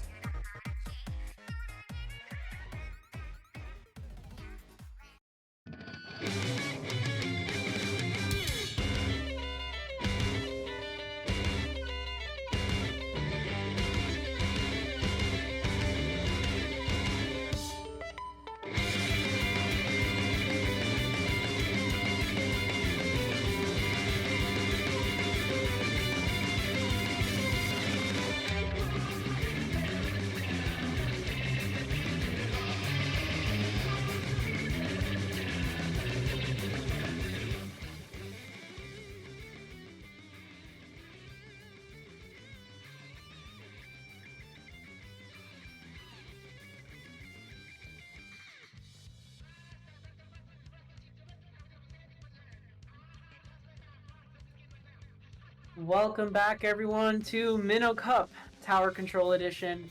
We are now in the finals here with Be Happy and Norwegian Oil Economy. uh, this should be a pretty good set between these teams. We've seen them kind of show up and dominate here, so getting right into Hagglefish Market. Curry, what do you expect to see? I mean, as Topic said many times during his blog, Hagglefish Market is a very classic map. Like, it's the basic map of Splatoon 3. You can test out things, it's pretty flat, but with some elevations. So yeah, pretty default, you have a lot of great action in it, because basic does not mean bad. And so we're jumping right back into it. We have a Splutana's Temper here on Be Happy on Norwegian Oil Economy side. Be Happy already taking up the tower and trying to get some turfs inked. Yeah, they are, and they're, trying to really set up and position here. They're already doing a really good job popping that bubble to kind of protect them here. Gotta be cautious of that zip caster as it takes out the snipe rider. Will it get another player? Not yet, but, Be Happy is down 2 players, allowing Norwegian Oil Economy to really, push up here. Unfortunately, going down to a bomb, still probably able to at least, hold mid until that player returns for some more aggro plays here. Yeah, but we already have, oh, that's Splutana's Temper jumping off. He feared to get killed very easily, but we do have a Zipcaster launched at. He be careful of not getting punished. It's gonna be hard for him not getting any kill yet. But yeah, again, status quo on the mid. Not him really pushing, not him really making any move, any significant move. Oh, sorry, commentator cost -2 on Be Happy's side. Yeah, and look, Norwegian Oil Company is... Both teams are really trying to do something here, and they keep kind of having to back up as neither of them are finding themselves in really favorable positions as 2 minutes has gone by and we haven't even made it to checkpoint yet. Be Happy, gonna try and make a push go here. Already 2 down on the side of Norwegian Oil Economy.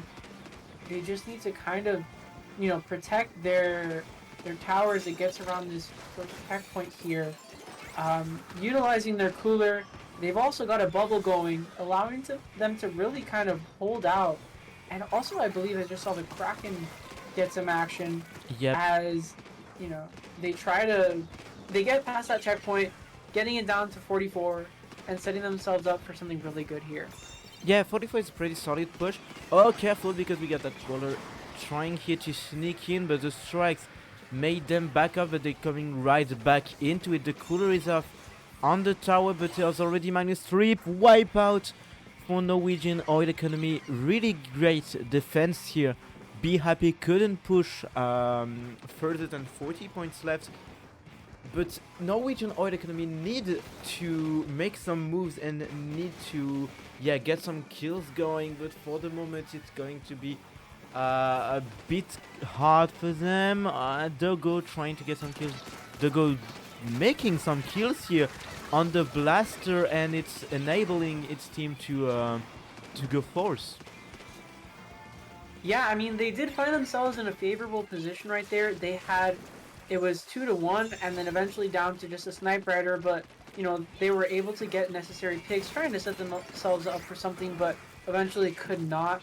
Now they have to try and, see how they re-enter. Already getting the roller down, taking trades here, as honestly, it's just very difficult for the Norwegian Oil Company to get the push they want, because they just can't set up where they need to. Yeah, they really can't, but for the moment, Be Happy still got that lead and they're holding on to it. -3, the blaster is alone on that plat, trapped by the other blaster. Be Happy can just continue to push with very good bomb here by Atmos on the left top with its T-Tech. Yeah, it's a hard time for Norwegian oil economy. Already on the defensive, always on the defensive, trying to deny push rather than doing themselves the push and the action they need to do in order to break down. Yeah, and you know what? It's you know, they're always on the, you know, side of defense. They need to be a bit more aggro here. Try and push up a bit more as they're trying to go around right here, trying to see what they can do, getting rid of that blaster. Hopefully, you know, trying to get around, but the Sniper Rider catches the other blaster, stopping any potential push, and Be Happy gets that first game in this set.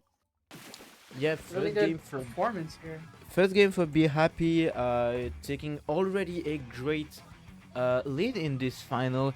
1-0 is going to be very important. One game can make the difference. We've seen it previously. But yeah, very good game by Be Happy. Really dominant. They got one great push and didn't let go of it until the end of the game. So yeah, great play by them. Norwegian economy were great too, but yeah, they were just lacking a bit of aggressiveness to try and make the moves necessary to push. But we'll see what they going to do on Macromat, a rather different map. Yeah, I mean, Mako's definitely very different. It should be very favorable to the roller playing here. I mean, there's going to be great great places for it to kind of shark around and be really beneficial to its team. You know, the Blasters are going to also have a field day with this. Should be a good stage for both these teams, realistically. And we just gotta see, you know, Norwegian kind of set themselves up better than they did in the previous game, so they can kind of make those pushes. Because I feel like they had advantage at certain, you know, sequences, but they just weren't able to really make it happen. But we're gonna try and see if they can turn the tide here, you know, avoid any snowballing from happening, and jump into this Mako Mart match here. Yep, Mako Mart, and we indeed have the roller coming up against, I'd say the sword, because it's mainly like the two main aggro's of each teams. Sword on the right side, trying to zone people out. Already Pencil, very aggressive, very like going forward for a Pencil, maybe going midline instead of backline, and it's paying off. Like, great kill here on the blaster, but be careful on that sword, getting punished instantly after Dogo is alone, menaced by some killer wave. It's going to have to go back, and it's a great push already for Be Happy, making a great operation at the start of the game. Absolutely. I mean, that Sniper Rider did so much work there, opening that push for this team. Unfortunately, going down to, I believe, a stray bomb rolling aside. But, you know, Norwegian is able to kind of slow them down, avoid them from getting more than just that first checkpoint here, as we see a bit of, you know, staggering happen. But it seems like Be Happy is already ready to go back on the offensive here, making their way to checkpoint 2, as Norwegian oil economy is really trying to get around here, struggling as, you know, Be Happy is now with the bubble ready to kind of get themselves probably to close out this Mako Mart match. Yeah, there's absolutely no slowing down in Be Happy's gameplay. Rwanda getting killed, the defense is already there for Norwegian oil economy, but I mean, Be Happy isn't stopping early. They're going to try and get the last points one by one. The blaster, like the roller was there but had to jump off, and now it's up to Norwegian oil economy to make the moves. But the roller is already there, denying them from making any move because it's there, and if it's there, you can't really push. You can't really like ignore him. Absolutely, and it's just very difficult to kind of position yourself around them, and you know, now we're gonna see potentially another push coming out of Be Happy. They've got their cooler ready. They've got it out. The roller is seeing what it can do. Unfortunately, it goes down. Maybe this is the chance for Norwegian to make a push. If they can just work around, stopping that Sniper Rider from, taking action here. Unfortunately, it doesn't seem to happen.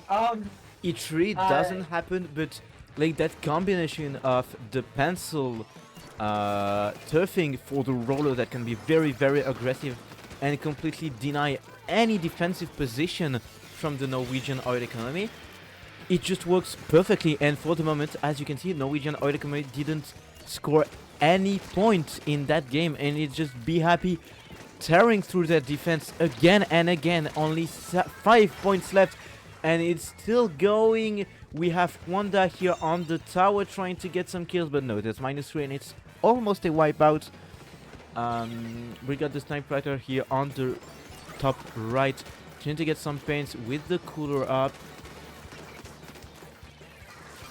Yeah, it seems that Be Happy is just very good at, being very, forward.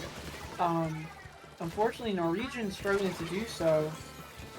That that blaster, range blaster, I believe, doing really well. Getting picked as they were one of the more pivotal players during their defense, locking them out, locking Be Happy from getting the KO, now using their range blaster to hopefully get important picks that'll let them get past this checkpoint. Unfortunately, they do go down, but we still have the Stamper here, as well as, their Sniper Rider.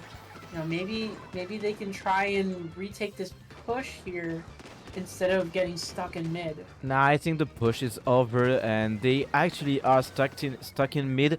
But I mean, they can come back because they have some really good kills here. The blaster maybe on Wanda getting escaping very, very well. Maybe trying to get the kill on the pencil. There's 30 seconds left. It's the last chance push for Norwegian oil economy. They need to make it. Otherwise, it's going to be hard for them. There will be 2-0. But I mean, they can still do it. It's going to be hard, but maybe try. The roll is still there, making some good kills at the mid. Getting punished by Dogo. Wanda on the tower, denying Norwegian oil economy from pushing. It's just gaining time again and again. And eventually it will work out. Wipe out, and it's a 2-0 for Be Happy. Wow. The last 30 seconds there were intense. At first, Norwegian oil economy had that man advantage, but then Be Happy really, guarded that tower, essentially avoiding them from getting even away from mid and claiming that second match here in this set. It's, gonna be pretty intense for this oil economy here. Luckily, they still got game 3 here. They got to figure out what they're gonna do on Sturgeon to really turn the set into their favor. Curry, what do you think the Norwegian team needs to do here?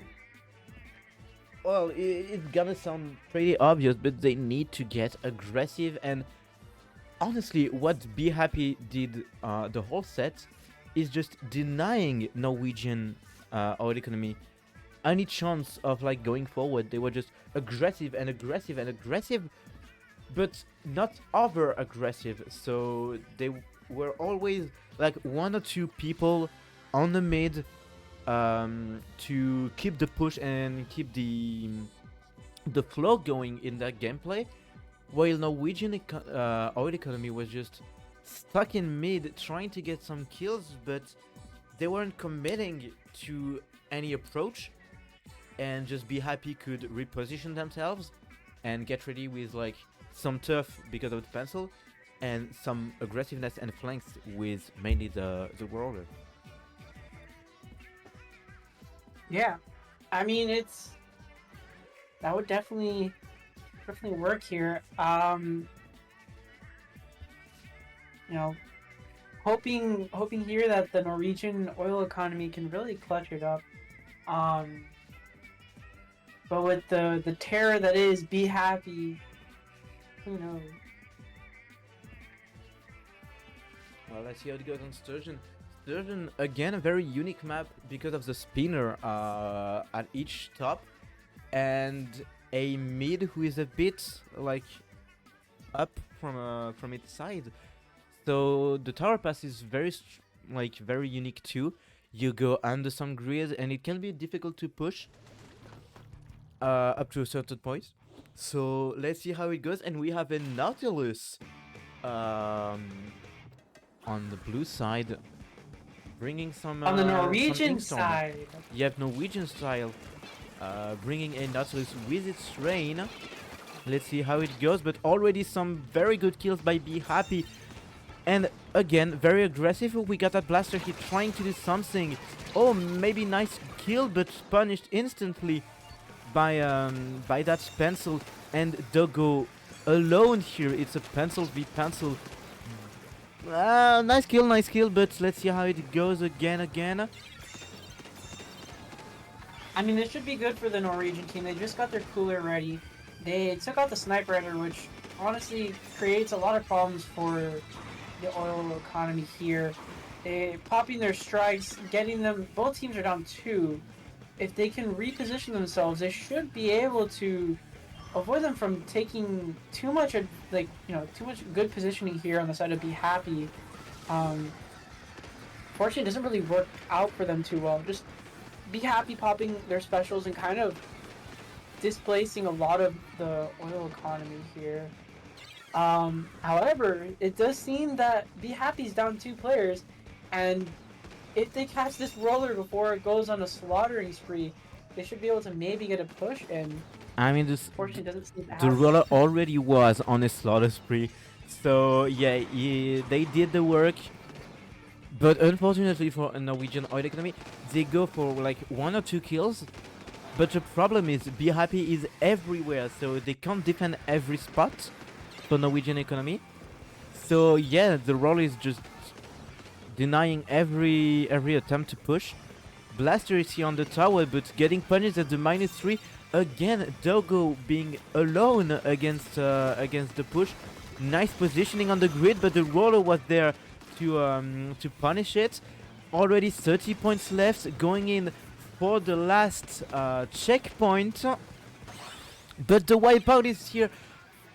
Last second for Norwegian oil economy. Yeah, I mean, that was a very clutch play there by the oil economy, trying to make sure that they don't really throw that last checkpoint away to Be Happy. It's all right now and just how they retake here, as they've really got to be careful about how they play around some of these players, like the roller and the snipe rider, as they take a lot of kills off of the oil economy. I mean, yeah, but like, just placing a bubbler. Do you realize how placing a random bubbler in the enemy spawn enabled Be Happy to go forth with Wanda here? Maybe the roller coming back on the mid, taking a good kill on the note. It's just hard for a Norwegian oil economy. Be Happy have literally everywhere on the map at the same time. Yeah, and it's just they really are everywhere on this map. You know, they've taken a lot of ground here, and the oil economy, even back with enough turf, struggling to break through the Happy offense. Able to get 2 players down here. Able to stop the roller. Thankfully, just need to be careful of that blaster as they do. They need to really take mid here, get some more turf, and get aggressive to avoid losing. Yeah, get aggressive, but at the same time, I think that Norwegian oil economy are just overcommitting now. With just 1 minute left, they need to build the push, not just force the push. That's true. They definitely need to pull something together here. They're trying their best. I mean, the range is doing some good work here. They now just have to be careful of that roller sharking around. They do have a chance to kind of make something happen if they Get rid of the play roller. their cards right. yeah, I mean, they have to play the card, but for the moment, as you can see, they don't have any specials. They don't have any specials, so they can't make any true move. And it feels also like their composition lack an entry tool.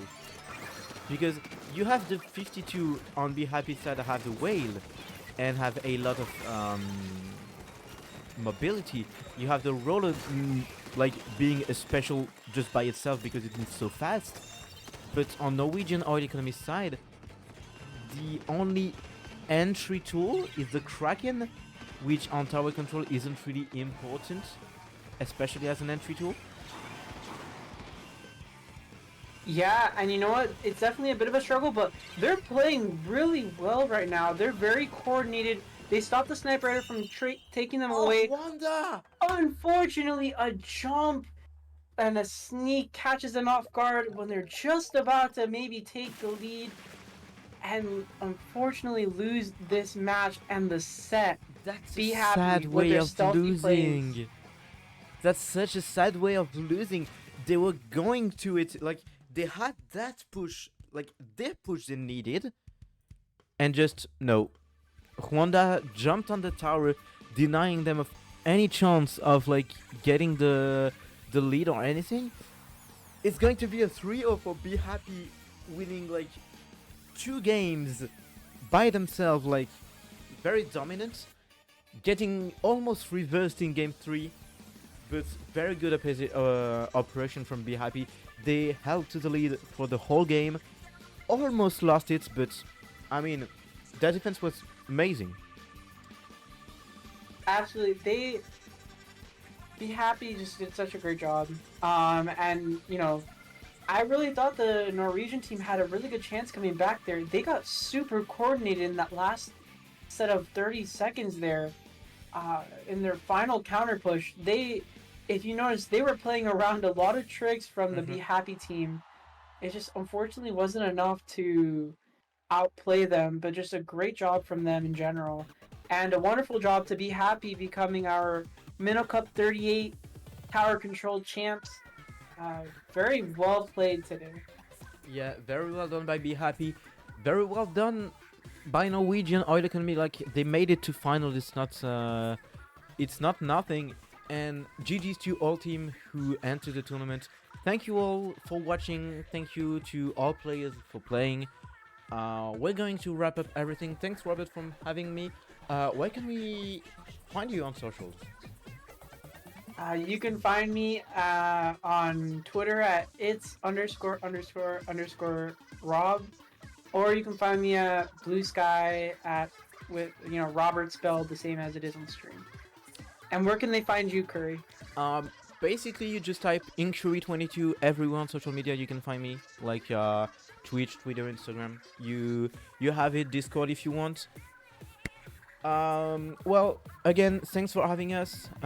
Thanks for watching, everyone. Going to wrap up. Again, GG to Be Happy for winning the entire tournament. It was a pleasure. Have a good night. Goodbye.